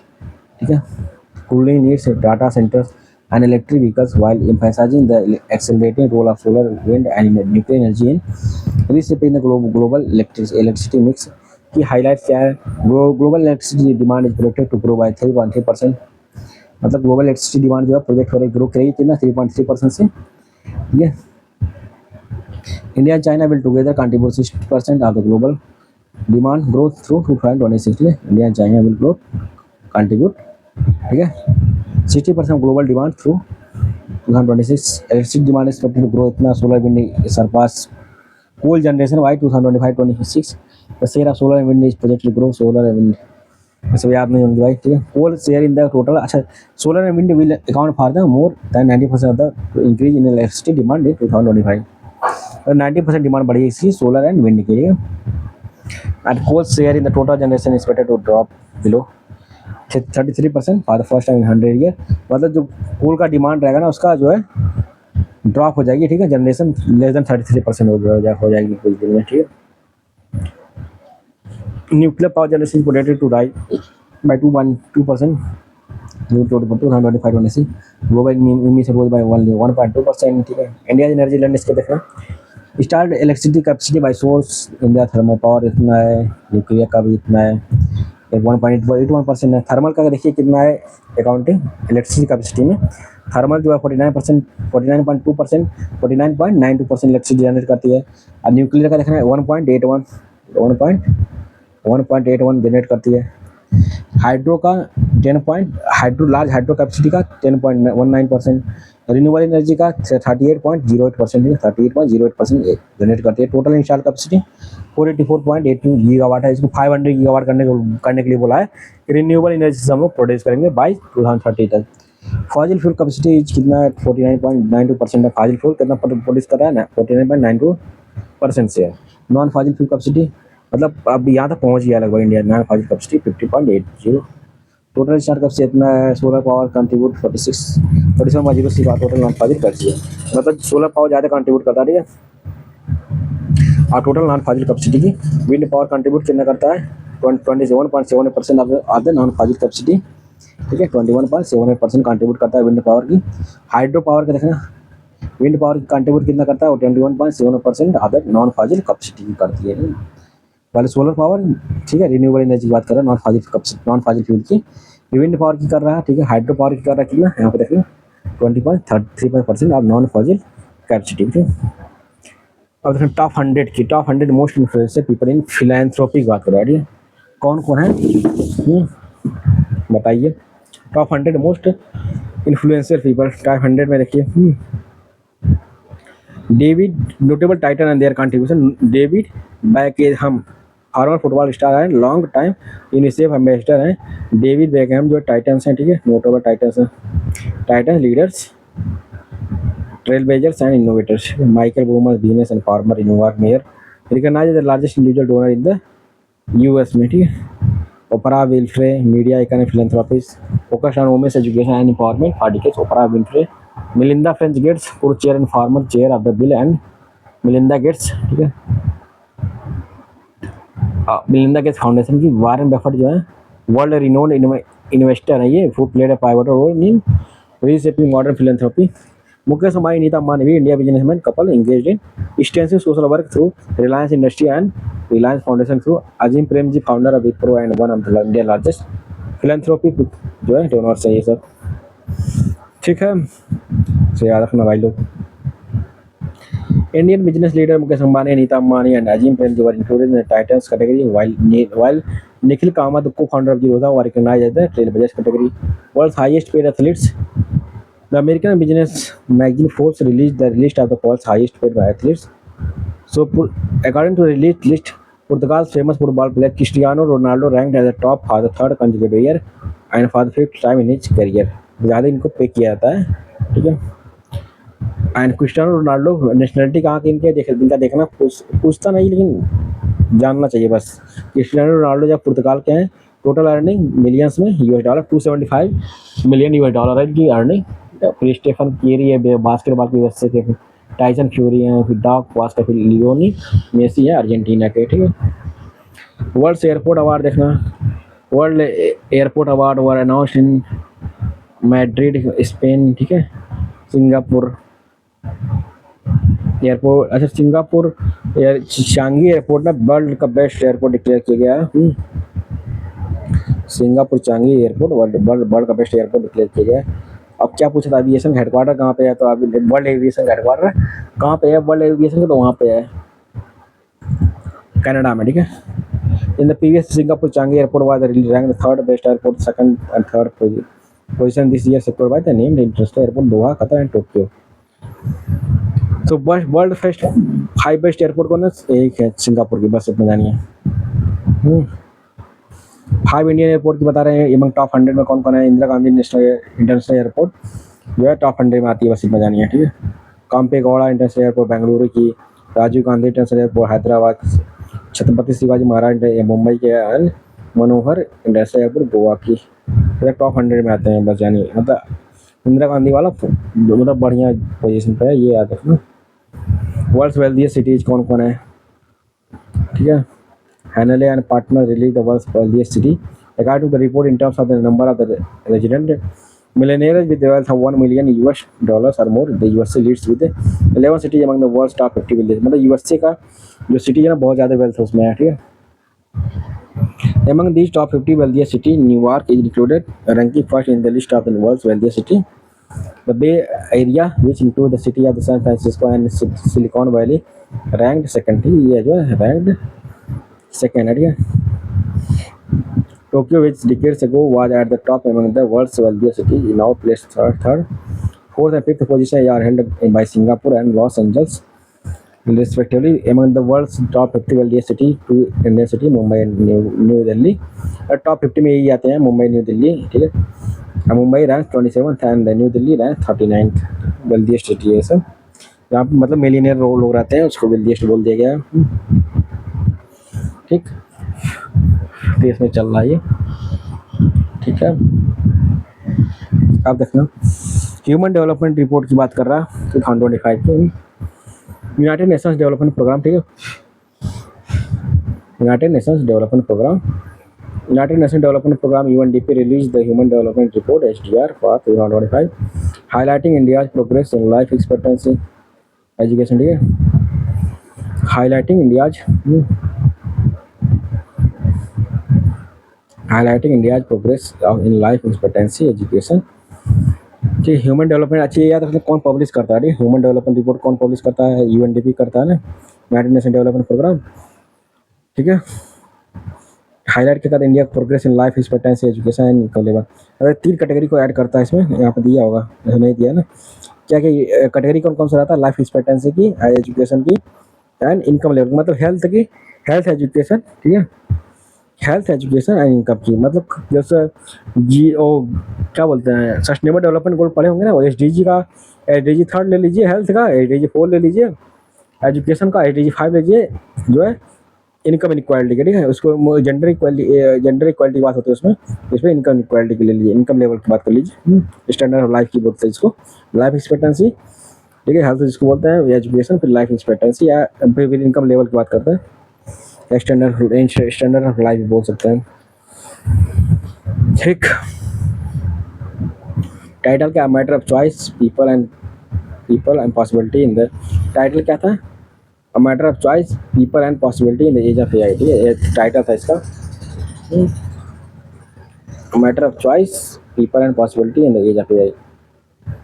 The Global Human Development Index HDI cites its smallest increase since 1990, including the crisis of 2021. Iceland topped the list.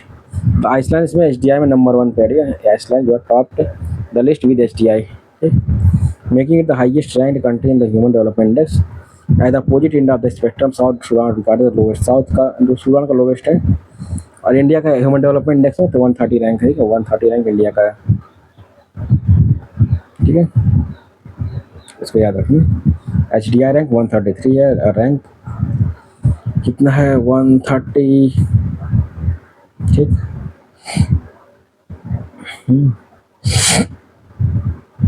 India Human Development Index ranking, India improved its HDI ranking from 133 to 130 हो गया है, ठीक है, with HDI value 0.685, ठीक है.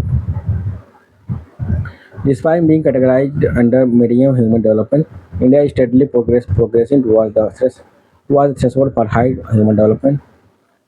ये China जो है इतना है, श्रीलंका, पाकिस्तान फालतू चीज़ें, बस इतना. इंडिया जानी 130 रैंक है. इंडिया ग्रॉस नेशनल इनकम जो इंक्रीज हुआ है, बस पता नहीं है. इनइक्वालिटी एडजस्टमेंट डेवलपमेंट इंडेक्स क्या गया है, ठीक है. Inequality adjusted human development index, Iceland मतलब टॉप पे, बस नहीं जाती, नॉर्डिक कंट्री और टॉप पे होती है. मल्टी डायमेंशनल पॉवर्टी इंडेक्स, ऐसा global multi dimensional poverty index या जान लीजिए यार.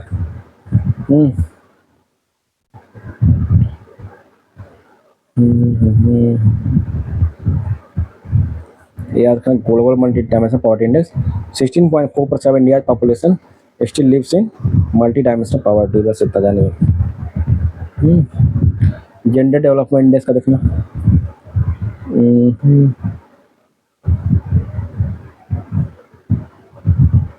जेंडर इनइक्वालिटी इंडेक्स ये 100 सेकंड जान लीजिए. वर्ल्ड बिलियनियर लिस्ट का देखिए, ठीक है.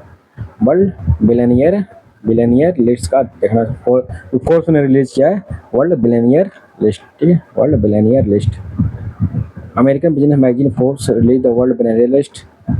A 39 annual ranking includes the around the world. Hmm. The first time जो बिलियनियर जो है ये 3000 मार्क्स जो है क्रॉस किया। लगभग ऐसा बोला था कि लगभग 88% ना, लगभग 86% या 89, हाँ 89% जो है जनता का पूरा जो वेल्थ है ना उसको ये सिर्फ 1% लोग रखते हैं, ठीक है, 1% जो वेल्थ है जिनके पास पूरे वर्ल्ड में।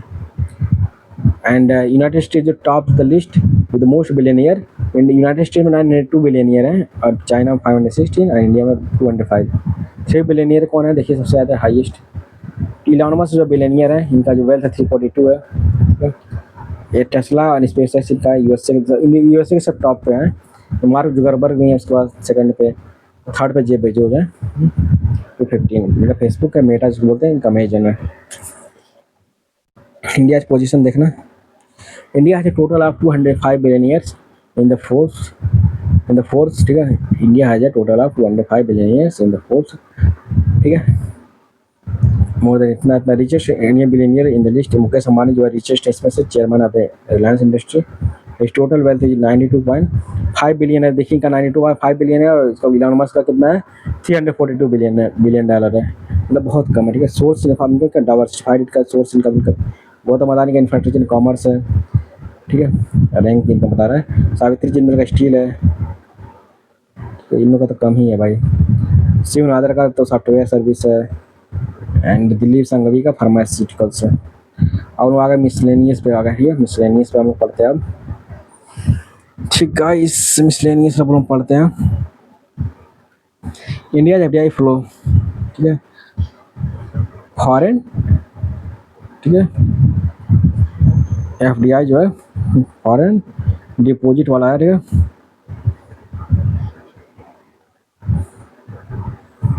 देख रहे हैं एस्टिमेट जो है एफडीआई जो है FDI inflows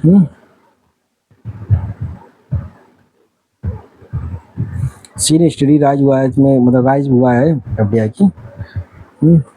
foreign direct investment जिसको बोलते हैं, ठीक है। फॉरेन डायरेक्ट इन्वेस्टमेंट बोलते हैं, ठीक है।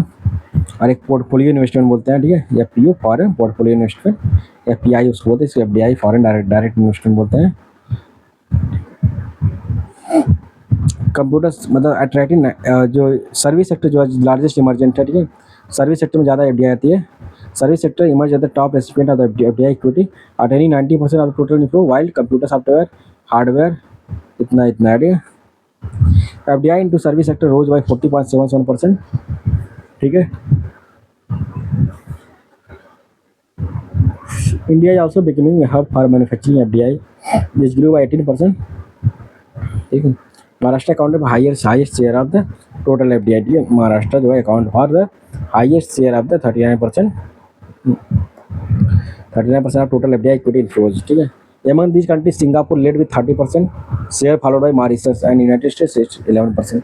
Over the last 11 financial year, India attracted FDI. कितना FDI attract किया है 748.78 बिलियन डॉलर, रिफ्लेक्टिंग 143, ठीक है। इंक्रीज हुआ लगभग 698 बिलियन जो है इंडिया का फॉरेन एक्सचेंज रिजर्व है, ठीक है। फॉरेक्स है, ठीक है। इंडिया का फॉरेक्स 698 बिलियन डॉलर है। और इसका देखिए एफडीआई टोटल कितना है, टोटल 2024 वैसे 1 ईयर में 2024 में था लगभग 89 बिलियन डॉलर था, इनकी जितना हुआ है। आरबीआई एनुअल रिपोर्ट का देखना क्या बोल रहा है। रिजर्व बैंक ऑफ इंडिया, ठीक है, release S annual report mentioned under this highlight of the report क्या है, कहा जाता है RBI balance sheet increase by इतना इंक्रीज हुआ है, बस इतना जानिए। आरबीआई रिकॉर्डेड ओवरऑल सरप्लस हुआ इतना होगा, इतना increase digital payment adoption and central bank digital currency usage, ठीक है, ठीक। करेंसी सर्कुलेशन इतना है 76.9% रिजर्व मनी है। रिटेल लेजेंड पेमेंट है 500, इतना हाईएस्ट शेयर है 500 डिनोमिनेशन जो नोट है ना हाईएस्ट शेयर है। और फॉरेन पोर्टफोलियो का 11.4 है। RBI project India real GDP growth, अच्छा आरबीआई कितना प्रोजेक्ट किया, RBI project India real GDP growth है 6.5% है। डायरेक्टेड बाय विच आर अच्छा हाँ, जो इन्फ्लेशन हम लोग कितना होता है 4 ± 2 होता है, और इसने बोला कि लगभग 4% नीचे ही रहेगी। ठीक है। Gati Shakti multi modal cargo terminal, ministry of railway information broadcasting बोल रहे हैं कि India's inaugurated India largest automobile Gati Shakti multi modal cargo terminal at Maruti Suzuki India. ठीक है। India's largest automobile Gati Shakti multi modal cargo terminal at Maruti Suzuki India limited facility in Manesar Haryana. ठीक है, इन मानेसर हरियाणा की बात कर रहे हैं। ठीक, इसको याद रखना भाई। ठीक है, ये हो गया। 5 new national centres of the excellence. अच्छा ये इंपॉर्टेंट है, बजट में आया था ना इसलिए इम्पोर्टेंट है। हाँ, 5 new national centres of excellence for skilling. ठीक है, 5 new national centres of excellence for skilling की बात कर रहा है। ठीक है। In a major step towards transforming vocational education in India, the union cabinet chaired by the prime minister, ठीक है, has approved the national scheme for industrial training. ठीक है, idea implementing the setting of the 5 national centres of the excellence. ठीक है, 5 national centres of excellence for skilling as centrally sponsored scheme की बात कर रहा है। ठीक है, इसमें ITI मतलब खोलेंगे। 5 national centres of excellence NCOE for skilling will be implemented as centrally sponsored scheme रहेंगे।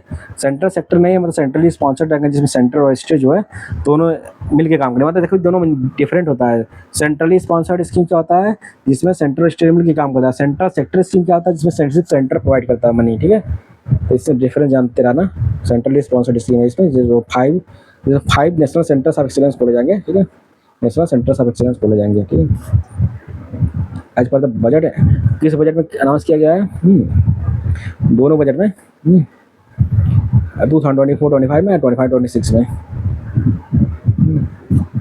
Asian Development Bank with cofinancing to the extent of 50% central bank by the Asian Development Bank and World Bank. ठीक है, इसे contribute करेंगे 50% मिलके।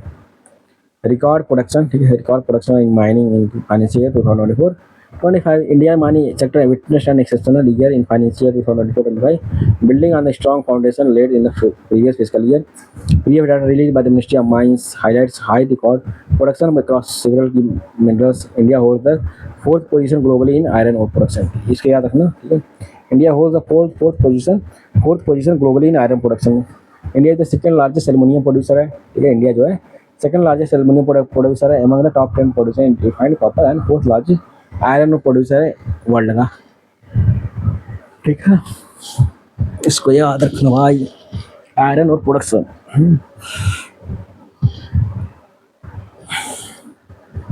Iron ore production surge to an all time high. ठीक है, an all time high. Annual growth इतना फालतू दिया है, सब कुछ नहीं पढ़ना यार। Near it is position the second largest aluminium producer globally. तो यहाँ तो मैं मार्क कर दिया हूँ सेकंड है, अब क्या दोबारा मार्क करेंगे? नहीं ना। India renewable energy revolution 2024 achievements की बात कर रहा है। या ministry of new and renewable energy बोल रही है exceptional progress of India renewable energy. ठीक है, तो यहाँ देखिए कौन आ सकता है। रूफ टॉप सोलर इतना है, 53% इंक्रीज हुआ है। टॉप परफॉर्मिंग स्टेट्स कौन है इसमें रिन्यूएबल एनर्जी में? राजस्थान है, गुजरात है। ठीक है, PM सूर्यघर मुफ्त बिजली योजना भी इसमें लॉन्च किए हैं। PM सूर्यघर मुफ्त बिजली योजना celebrated 7 lakh roof top solar installation. इतना % इंक्रीज हुआ है भाई। लीडिंग स्टेट कौन है? गुजरात है इसमें। देखा इसमें जो विंड एनर्जी वाले में इसमें गुजरात है, फिर कर्नाटका है। ठीक है, इसमें देखा यहाँ लिखा है विंड एनर्जी कैपेसिटी बात कर रहा है। ठीक है, विंड एनर्जी की बात कर रहा है। तो इसमें सबसे टॉप पे कौन है विंड एनर्जी प्रोडक्शन में? याद रखना। लीडिंग स्टेट कौन है भाई बताना? गुजरात है, हरियाणा में गुजरात है, फिर उसको कर्नाटका को तमिलनाडु। बस 3 स्टेट का नाम याद काफ़ी है। बायो एनर्जी में देखना, मतलब इसमें ग्रोथ हुआ है। ठीक है, बस इतना ग्रोथ हुआ है। ये वाला तो याद रखना भाई कि विंड प्रोडक्शन में सबसे ज़्यादा कंट्रीब्यूशन गुजरात का है, उसके बाद कर्नाटका है। ठीक है ना। Quality of public expenditure index, the quality of public expenditure index developed by the Reserve Bank of India. ये key to assessing how deficiently government funds are utilised. ठीक है, ये क्वालिटी ऑफ पब्लिक एक्सपेंडिचर है, RBI के द्वारा इसको release किया गया है, इसको बनाया गया है। ठीक है, इसको याद रखना। Quality of public expenditure, quality of public expenditure ठीक है, developed by the Reserve Bank of India, ठीक है, आरबीआई के द्वारा डेवलप किया गया, ठीक है, आरबीआई के द्वारा डेवलप किया गया है, जिसकी to fast how efficiently government funds are utilise, ठीक है। QP index measures the effectiveness of the public spending in driving economic growth and its development. It focuses on the ensuring fiscal discipline. क्या ensure करता है? Physical discipline कैसे ensure करता है? By maintaining a balance between revenue and capital expenditure. Key indicators are the QPE quality of public expenditure का देखना, ठीक है। The index evaluates public expenditure based on the following indicators. Capital outlay to GDP ratio इतना है, ये फलाना निकालने जो भी है। ग्लोबल पैंडेमिक एग्रीमेंट का देखना क्या बोले, बाइंडिंग होता है भाई, याद रखना ये बाइंडिंग है, ठीक है। ग्लोबल पैंडेमिक इंडेक्स की बात कर रहा है हम। WHO द्वारा रिलीज किया गया है, ठीक है, वर्ल्ड पहली बार ऐसा first ever global pandemic agreement है, ठीक है। Follow the framework convention tobacco control इतना इतना लीगली बाइंडिंग है, ratified by the at least 60 countries को रेटिफाई कर रहे हैं, 60 कंट्री को रेटिफाई कर देगा तो ये एक्ट में आ जाएगा, ठीक है। अभी ये आया नहीं है। रिमेन्स ओपन फॉर सिग्नेचर्स, ठीक है, कोविड प्रोजेक्ट था, इसमें बात हो जाए एक्सेस टू बेनिफिट शेयरिंग था, and technology transfer and capacity building था, कोऑर्डिनेशन फाइनेंशियल मैकेनिज्म था, ग्लोबल सप्लाई चेन था इसमें, ये सब public research and access act, respect for national sovereignty इसमें बात की गई है। बस इतना जानिए, कोई ज़्यादा जानने की जरूरत नहीं है इसमें, ठीक है। इतना मार्क कर दिया बस, उतना पढ़ना और इससे ज़्यादा मत पढ़ना भाई, ठीक है। न्यूज इन शॉर्ट का देखना क्या बोला इसमें, न्यूज इन शॉर्ट्स में, न्यूज इन शॉर्ट्स, ठीक। India post payment banks wins digital payment award जीता, ठीक है। India post payment banks wins digital payments award, ठीक है। India post payments bank wins digital award में क्या जीता, डिजिटल पेमेंट्स अवार्ड जीता है। India post payments banks a government owned digital banking institution under the ministry of communication. किसके अंदर है ये? मिनिस्ट्री ऑफ कम्युनिकेशन के अंदर है, याद रखना, under the ministry of communication India post payment banks has honoured with the digital payments award, ठीक है। The department of financial services, ministry of finance द्वारा मिला है इसको। IPB Indian post payment bank, ठीक है, India post payment bank secure the first position among all payment, secure the first payment among all payments banks in India, ठीक है, in the DFS performance index, received a special mention for its outstanding performance during financial year 2024।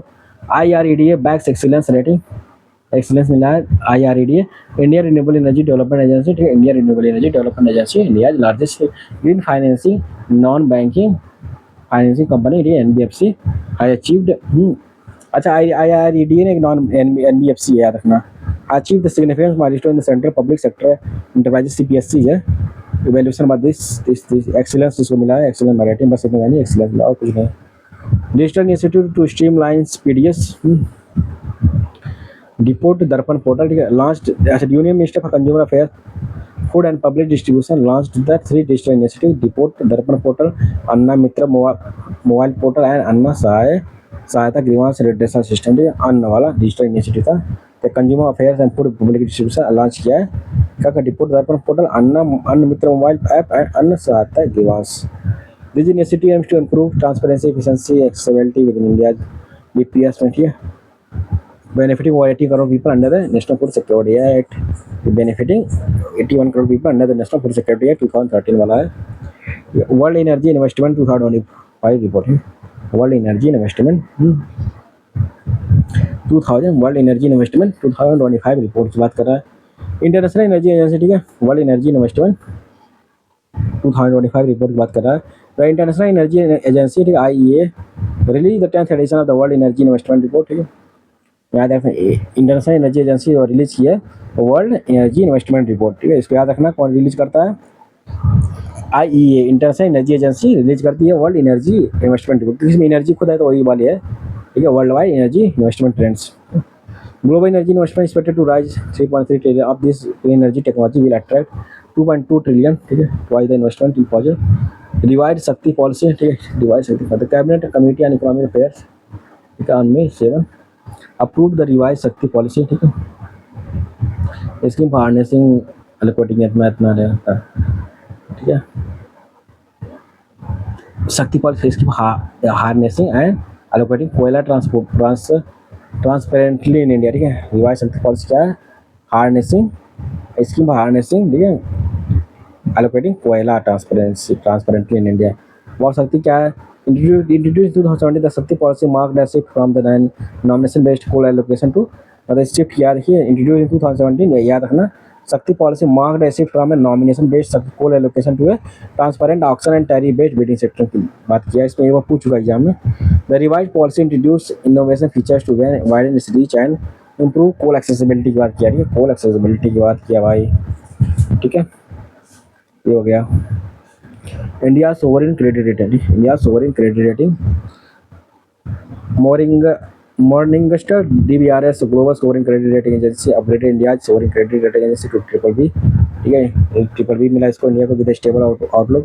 BBB rating indicates adequate credit quality, suggesting India's ability to meet its financial obligations despite postal vulnerability. India in income equality. India is not only the world's fourth largest economy, but also it's one of the India जो world का fourth largest economy याद रखना, but also one of the most egalitarian society according to the World Bank. India's Gini index stands at 25.5, making it the fourth most egalitarian country in the world, मतलब fourth most equality India में, world में, पूरे India में, after the Slovak Republic, Slovenia and Belarus. It indicates that the benefits of India's economic progress are reaching people across the nation quite equitably. India's score moderately low is much lower than China, 35%, and far more than the United States, which stands 41.8. ठीक है।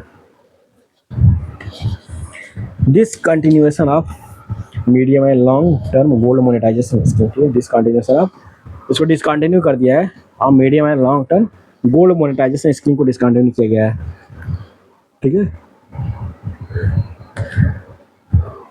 क्या कहता है, government of India through statement released by the Ministry of Finance has officially announced the discontinuation of the medium term and long term government deposit, ठीक है, under the gold monetization scheme, ठीक है, GMO. This decision effective 20 March से is based on the comprehensive review of the scheme's performance and the changing dynamics of the gold market. National turmeric board, अभी यहाँ से question आया था UPSC में, ही national turmeric board से ही आ गया था, ठीक है ना। Recently the ministry of commerce and industry launch the national turmeric board, किसने लॉन्च किया, ministry of commerce and industry launch किया national turmeric board New Delhi में। ये हेडक्वार्टर कहाँ पे है, निजामाबाद तेलंगाना में, ठीक है, इसका हेडक्वार्टर कहाँ पे है, निजामाबाद तेलंगाना में है। पर्पस क्या, establish to promote turmeric cultivation, production, processing and marketing, boosting farmers income, ठीक है। ग्लोबल पोजीशन क्या है, इंडिया इज द लार्जेस्ट, यही क्वेश्चन आया था, देखना यहाँ से क्वेश्चन बना था। ग्लोबल पोजीशन क्या है, India is the largest producer, consumer भी है, प्रोड्यूसर भी है, एंड एक्सपोर्टर भी है टर्मरिक का, मतलब इंडिया जो है लार्जेस्ट एक्सपोर्ट भी करता है और लार्जेस्ट कंज्यूम भी करता है और लार्जेस्ट एक्सपोर्ट भी करता है, ठीक है, टर्मरिक ग्लोबली में। India produced over 70% of the world's turmeric, मतलब 70% जो वर्ल्ड का टर्मरिक यही प्रोड्यूस करता है इंडिया ही, and held 62% of the global export market, and held 62% of the global export market में इसका लीडिंग करता है इंडिया, ठीक है। FDI limit for insurance sector raise 74% to 100, जो FDI लिमिट था ना इंश्योरेंस सेक्टर में, उसको रेज कर दिया गया है 74% से 100% कर दिया गया है, ठीक है। Recently February 1 finance minister Nirmala Sitharaman announced that foreign direct investment FDI limit in insurance sector, FDI limit जो है इंश्योरेंस सेक्टर में और फॉरेन डायरेक्ट इन्वेस्टमेंट जो बात कर रहा है, will be increase to 100% from current 74% से। The investment limit will be available for company that invest the entire premium within India, जो इन्वेस्टमेंट जो इंटायर प्रीमियम जो इन्वेस्ट इंडिया में इन्वेस्ट करती है उनको यह बेनिफिट मिलेगा। LIC बीमा सखी योजना, ये LIC Bima Sakhi Yojana, prime minister Narendra Modi launch the Bima Sakhi Yojana in Panipat Haryana to empower women and promote financial inclusion, promote करेगी। Revision of India GDP base year, Ministry of Statistics and Program Implementation must be convened economics and forecast to discuss revising India GDP base year. The 2015 revision changed the base year from 2004 to 5 to 2011-12, but faced criticism due to the methodology flaw. India revision of India GDP base year जो revise किया गया है, minister मतलब MoSPI ने minister Ministry of Statistics and Program Implementation convened economics and forecast to discuss revising India's GDP base year to the 2015 revision change the base year from the 2015 the revision था change the base year from 2004 5 to 2011-12 but faced criticism due to the methodology flaw. मतलब इसको 2011-12 कर दिया गया था. Nvidia ठीक है.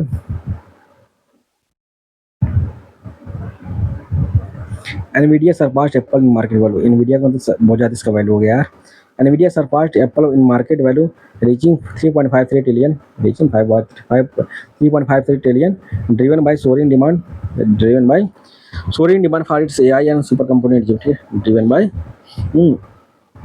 soaring demand for its AI and supercomputing chips. ठीक है.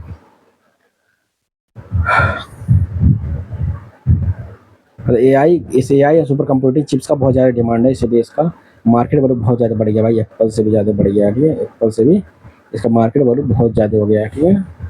अब हम लोग आ गए हैं सबसे ब्यूटीफुल थिंग. देखें इसके बाद जानते हैं इकोनॉमिक सर्वे रहेगी. अब बजट मिल गया आपको. इसमें 2 ही पेज का ज़्यादा रहे. देखिए यूनियन बजट मिल गया. यहाँ पे देखिए आपको बहुत इंपॉर्टेंट चीज़ें मिलेंगी यार. ठीक है. इसको ध्यान से पढ़ना होगा इसको भाई. इसको थोड़ा लाइन से पढ़ना पड़ेगा. जो इंपॉर्टेंट रहेगा वही मैं पढ़ाऊँगा. फालतू इसमें भी कई चीज़ फालतू रहेंगी ना, तो उसको नहीं पढ़ना है. ठीक है. इकोनॉमिक सर्वे छोड़ नहीं सकते, बजट छोड़ नहीं सकते. इंडिया का भी और यूपी का. यूपी से एग्जाम दे रहा है तो यूपी का भी नहीं छोड़ सकता है. ठीक है. मतलब यूपी से क्वेश्चन कम पूछता है. लास्ट ईयर क्वेश्चन उठा लेंगे ना, क्वेश्चन कम पूछता है लेकिन पूछ भी सकता है. ठीक है. कोई भरोसा नहीं है. ठीक है. पूछ भी सकता है भाई, इसलिए तैयार रहना. ठीक. अब देखिए इकोनॉमिक सर्वे की बात कर रहा है. ग्लोबल इकोनॉमिक सर्वे 2024 मतलब 1 साल पहले की पूरा बताता है. मतलब जैसे 2025-26 का बजट आया ना, वही 31 मार्च को पूरा हुआ है. ठीक है. एंड 1 फरवरी को पास हुआ है ना बजट. और 1 फरवरी के पहले ही 31 मार्च को इकोनॉमिक सर्वे प्रेजेंट हो जाता है. तो यह जो है पूरा मतलब 31 2023 से 2024 से मतलब 1 अप्रैल 2024 से 31 मार्च 2000 नहीं पहले ही पेश कर देते हैं, लेकिन पूरा देते हैं, पूरा देते हैं डाटा. ठीक है. तो 31 मार्च 2025 तक का पूरा डाटा रहेगा, इसमें आपको मिल जाएगा. ठीक है. इकोनॉमिक सर्वे 2024-25 की बात कर रहा है. देखिए global economic grow at 3.3% in 2023 with IMF projection indicating growth हुआ 3.2% इन 2024. यहाँ से क्वेश्चन नहीं आएगा. India is expected to grow 6.4% financial year. ठीक है. India is expected to grow. ठीक है. 6.4% इन फाइनेंशियल ईयर 2025. ठीक है. फाइनेंशियल ईयर 2025 में ग्रो करेगा. Led by agriculture service with stable consumption. Agriculture posted 3.8% growth हुआ है. Aided by record kharif output, good monsoon and rising rural demand. Agriculture का कितना ग्रोथ हुआ? 3.8% हुआ है. इसमें जो है क्यों खरीफ आउटपुट में हुआ, गुड मानसून हुआ है, राइजिंग डिमांड हुआ है. इंडस्ट्री ग्रो हुआ 6.2%. इंडस्ट्री कितना ग्रो हुआ? 6.2% से. Where gain in construction utility balance manufacturing हुआ है.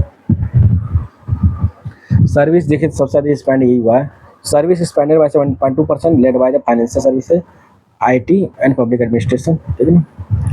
India's merchandise imports rose by 5.2%. India merchandise imports rose by 5.2%. तो जो गुड्स इंडिया इंपोर्ट कर उस पर राइज हुआ है 5.2% का year on year. Leading to widen trade deficit as export lagged. ठीक है. एक्सपोर्ट कम है यार, इंपोर्ट ज़्यादा कर रहे हैं, बस थोड़ा वाइड हुआ है, डिफिसिट में बढ़ा है. ठीक है. उसके बाद ना इंडिया मर्चेंडाइज एक्सपोर्ट जब बढ़ेगा तो लीड करेगा widen trade deficit as export lagged. ठीक है. रेमिटेंस का देखना. Remittance from abroad remain strong reinforcing India status as the largest recipient global. India जो है स्टेटस, ये इंडिया की स्टेटस क्या है? लार्जेस्ट रेसिपिएंट है इसका रेमिटेंस का. ठीक है. इंडिया जो है लार्जेस्ट रेसिपिएंट है रेमिटेंस का. ठीक है. इसको याद रखना आप लोग. करंट अकाउंट डेफिसिट का बताना क्या बोल रहा है इसमें. CAD का while moderate at 1.2% of GDP. जो करंट अकाउंट डेफिसिट था, ठीक है, कैड था, while moderate at 1.2% of GDP. ठीक है. करंट अकाउंट डेफिसिट जो था CAD while moderate at 1.2% of GDP. ठीक है. मतलब 1.2% था. ठीक है. Supported by services and remittance. ठीक है. रिटेल इन्फ्लेशन कितना था? एवरेज 4.9%. ठीक है. रिटेल इन्फ्लेशन एवरेज कितना है? 4.9%, डिक्लाइन फ्रॉम 5.4%. ठीक है. रिटेल इन्फ्लेशन कितना था एवरेज 4.9%, ठीक है ना, 4.9%, ठीक है। इसका इतना इन्फ्लेशन, ठीक है, retail inflation 4.9% decline from 5.4% in financial 2024, staying near the RBI upper tolerance limit, staying near the RBI upper tolerance limit, staying near RBI upper tolerance limit, ठीक। फूड इन्फ्लेशन भी बढ़ेगा, 8.4% होगा, mainly due to supply issues and erratic weather impacting vegetables and pulses, ठीक। इसको एक बार mark कर लिया, नहीं तो कंफ्यूज होंगे आप लोग।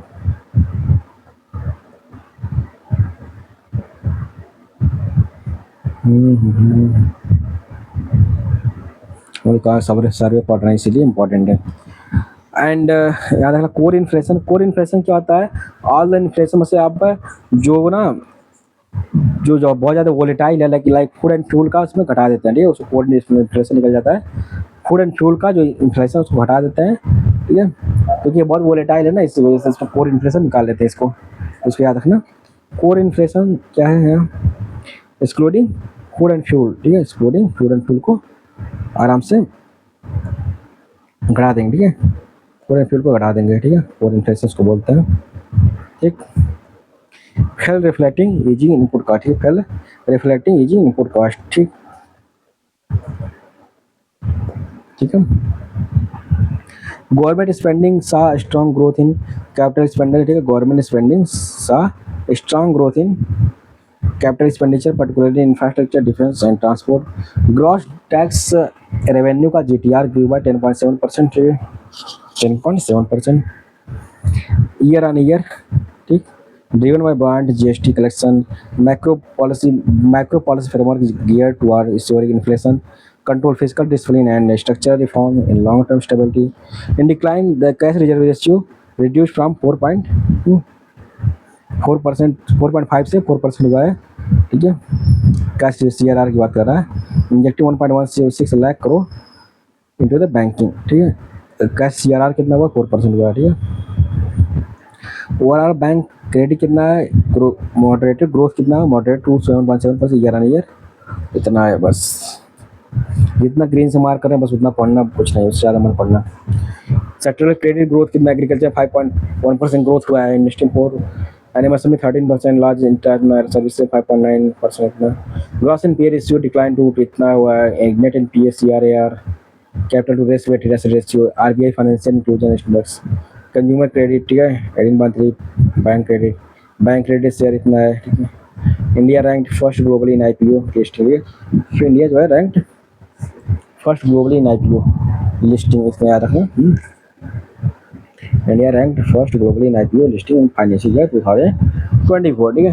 तो number of IPO rose by 32.1%, ठीक है, नंबर ऑफ आईपीओ जो है rose by 32.1% from 196 in 2023 to 259 in 2024, ठीक है। आईपीओ रोज हुए, funds raised bye IPO nearly triple.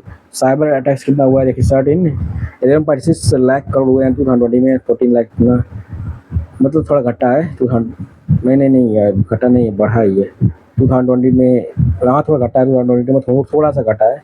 Retail inflation देखना, decrease to 4.9%, from 5.4% financial year 2024 thanks to the policy measure, ठीक है। कोर सर्विस इन्फ्लेशन का देखना, fell by 0.9% to year on year indicating easing cost pressure, CPI inflation projected to 4.7% to 4.8, assuming stable commodity price in normal monsoon, ठीक है। Core inflation क्या बोलते हैं, जिसमें से फूड एंड फ्यूल को उसमें रिड्यूस कर देता है। आरबीआई पोजीशन देखना, 8.2% supported by respected to 5.1% fall in commodity price. Total export देखना, goods and services grew by 6%, ठीक है, फर्स्ट 9 मंथ। तो एक्सपोर्ट जो बढ़ा था, ठीक है, गुड्स एंड सर्विसेज की बात करें 6% तक बढ़ा था, ठीक है। इम्पोर्ट से रोज बाय 6.9%, ठीक है। इम्पोर्ट जो है राइज हुआ है, इसमें इम्पोर्ट से भी बढ़ा है यार, मतलब इम्पोर्ट ज़्यादा है इंडिया का, 6.9% बढ़ा है, ठीक है। लगभग 59.1 lakh, driven by stable domestic demand, driven by stable domestic demand, demand कम थी इसलिए घटा है, मतलब इम्पोर्ट बढ़ गया इसी वजह से, डिमांड ज़्यादा थी ना, this led to higher trade deficit. Trade deficit कितना है इंडिया का? 6.88 लाख करोड़ है, ठीक है, 79.5 बिलियन। और ट्रेड डिफिसिट है भाई इतना इंडिया का, 6.88 लाख करोड़ है। सर्विस एक्सपोर्ट रोज भाई 11.6% है। सर्विस जो है एक्सपोर्ट जो है ये रोज हुआ है, ठीक है, बढ़ा है, इतना याद रखना, ठीक है। सर्विस एक्सपोर्ट रोज भाई 11.6% है। प्राइवेट ट्रांसफर रेमिटेंस जो है ग्री हुआ है। करेंट अकाउंट डेफिसिट भी मॉडरेट हुआ है। फॉरेस्ट रिजर्व्स देखें, एफडीआई इनफ्लो उतना हुआ है। क्यूमुलेटिव ग्रॉस है, एनआरआई डिपॉजिट्स है। इसमें याद आएगा नहीं तो क्या फ़ायदा पड़ गया। ई कॉमर्स एक्सपोर्ट है। IMF position India GDP to reach $5 trillion by financial 2028। अच्छा इसको देखना, IMF जो इंडिया मॉनेटरी फंड जो है प्रोजेक्ट किया कि India GDP to reach $5 trillion by 2028 and 6.3 by 2030, ठीक है। Vande Bharat train 70 new pairs introduced, ठीक है। मुंबई अहमदाबाद बुलेट ट्रेन, यहाँ पे देखिए मुंबई अहमदाबाद बुलेट ट्रेन चलेंगी, मतलब महाराष्ट्र से पहले गुजरात तक चलेंगे बुलेट ट्रेन, मतलब इतनी हाई स्पीड रहेंगे, मतलब बहुत लोग 500 किलोमीटर पर आवर रहती है, बहुत हाई स्पीड रहती है इसमें, ठीक है। जापान की हेल्प से बनाया जा रहा है इसको। डेडिकेटेड फ्रीट कॉरिडोर बनाया जा रहा है इसमें। अमृत भारत स्टेशन स्कीम भी आया है। ट्रिपल रेलवे स्टेशन भी बन रहा है। भारतमाला परियोजना भी है, ठीक है। मल्टी मॉडल लॉजिस्टिक पार्क्स है। उड़ान स्कीम है। पोर्ट्स ट्रिपल प्रोजेक्ट्स हैं इसमें। विशाल पावर कैपेसिटी है। सोलर एनर्जी है। 5G नेटवर्क है। सोलर एनर्जी कितना है देखना, सोलर एनर्जी कितना कंट्रीब्यूट लगभग कर रहा है, बस इतना लगभग 100 गीगावाट है, 97.8 गीगावाट है। 5G network deployed in most of the districts. 4.7 lakh travel star. मतलब हर डाटा नहीं आता, बहुत सारे लोग पढ़ाते हैं, एग्जाम में आता नहीं है, क्या फ़ायदा है। नेक्स्ट देखना, भारत नेट देखना, ब्रॉडबैंड जो इतने 50 में लगा 2.14, ठीक है। एंड जल जीवन मिशन जो है 79.1% of rural homes have tap water, ठीक है। अब फ्रॉम पहले 17% अब 79 हो गया, मतलब बढ़ा, बहुत ज़्यादा सुधार हुआ। देखिए जल जीवन मिशन में, ठीक है, जल जीवन मिशन में 79.1% ऑफ रूरल होम हैव, इसमें कितने हैं 79.1% रूरल होम जो है, गाँव के होम जो है टैप वाटर है, ठीक है, उनके पास हैव टैप वाटर है। और 17% पर 2019 में था, बढ़ गया। मतलब स्वच्छ भारत मिशन की बात कर रहा है। 3.64 lakh village now ODF plus, ठीक है। ओपन डेफिकेशन फ्री प्लस बोलते हैं इसको, ठीक है, मतलब यहाँ पे क्वालिटी व्यवस्था है वो अंदर ही जाता है, ठीक है। स्वच्छ भारत मिशन में India rank 7th globally in service export इन 2023, ठीक है। चाहिए याद रखने ना। India rank 7th globally in service export, ठीक है, इन 2023, ठीक है। इंडिया रैंक 7th ग्लोबली इन सर्विसेज एक्सपोर्ट, ठीक है, 2023 में, ठीक है। India rank 7th globally in services exports in 2023 with a 4.3% global share, ठीक है, with a 4.3% ग्लोबल शेयर, ठीक है। इसका याद रखना, ठीक। Following the US, UK, Germany, Ireland, ठीक है। India rank 7th in global, 7th है रैंक है सर्विस एक्सपोर्ट में, विथ 4.3% ग्लोबल शेयर है। फॉलोइंग द US, ठीक है, following the US, UK, Germany and Ireland से, ठीक है। तो आयरलैंड से भी मतलब पीछे है इंडिया, ठीक है, मतलब आयरलैंड का ज़्यादा ही है एक तरह से बोले तो। सर्विस सेक्टर, अच्छा इससे घुमा पूछा था एग्जाम में तो लोग कंफ्यूज हो गए थे, ठीक है, कि आयरलैंड से ज़्यादा कि कम है, तो आयरलैंड से कम ही है भाई। उसमें USA दे दिया था, ठीक है, मतलब आयरलैंड ज़्यादा एक्सपोर्ट करता है ना सर्विस सेक्टर में। आप लोग बहुत से लोग USA में ऑप्शन था, इंडोनेशिया था, लेकिन इसमें जो बजट सर्वे पड़ा होगा वो लगा लिया होगा भाई, ध्यान से पड़ा होगा तो USA, UK, जर्मनी, आयरलैंड है, तो इसका जो ज़्यादा है किससे, सर्विस एक्सपोर्ट में, ठीक है। तो सर्विस सेक्टर हम क्या बोल रहा है,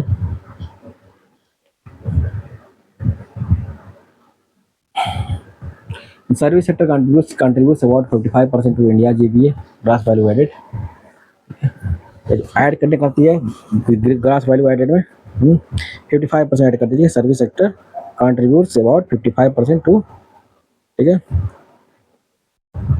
इंडिया जीबीए, ठीक है, इंडिया जीबीए में ये कंट्रीब्यूट करती है, ठीक है, इसको याद रखना, 85% करती है, ठीक है। एफडीआई फ्लोज कितना है इनटू सर्विस में, एफडीआई ये तो इसको जरूरत नहीं है। India railway 8% growth in passengers traffic and 5.2% growth in freight है, रेल ट्रांसपोर्ट की बात ही नहीं है। Agriculture sector grow at average rate of 5% annually, मतलब बहुत लो रेट से ग्रोथ हो रहा है एग्रीकल्चर का। And approximately 16% GDP. और कितना एग्रीकल्चर कंट्रीब्यूट कर रहा है,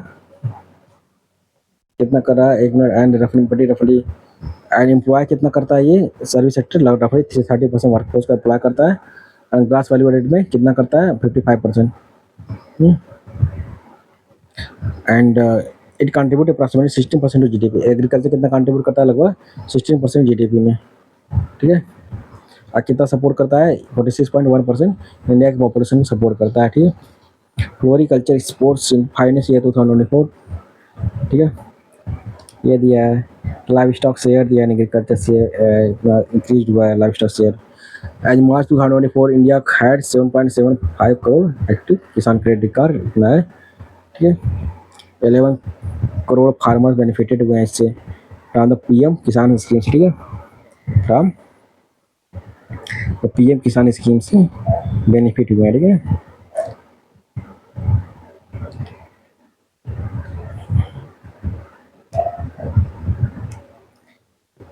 कितना हुआ है देखिए, पीएम किसान स्कीम से बेनिफिट हुआ है, ठीक है। 11 crore farmer benefited from the PM Kisan scheme while 23.6 lakh enrolled in the PM KMY pension scheme.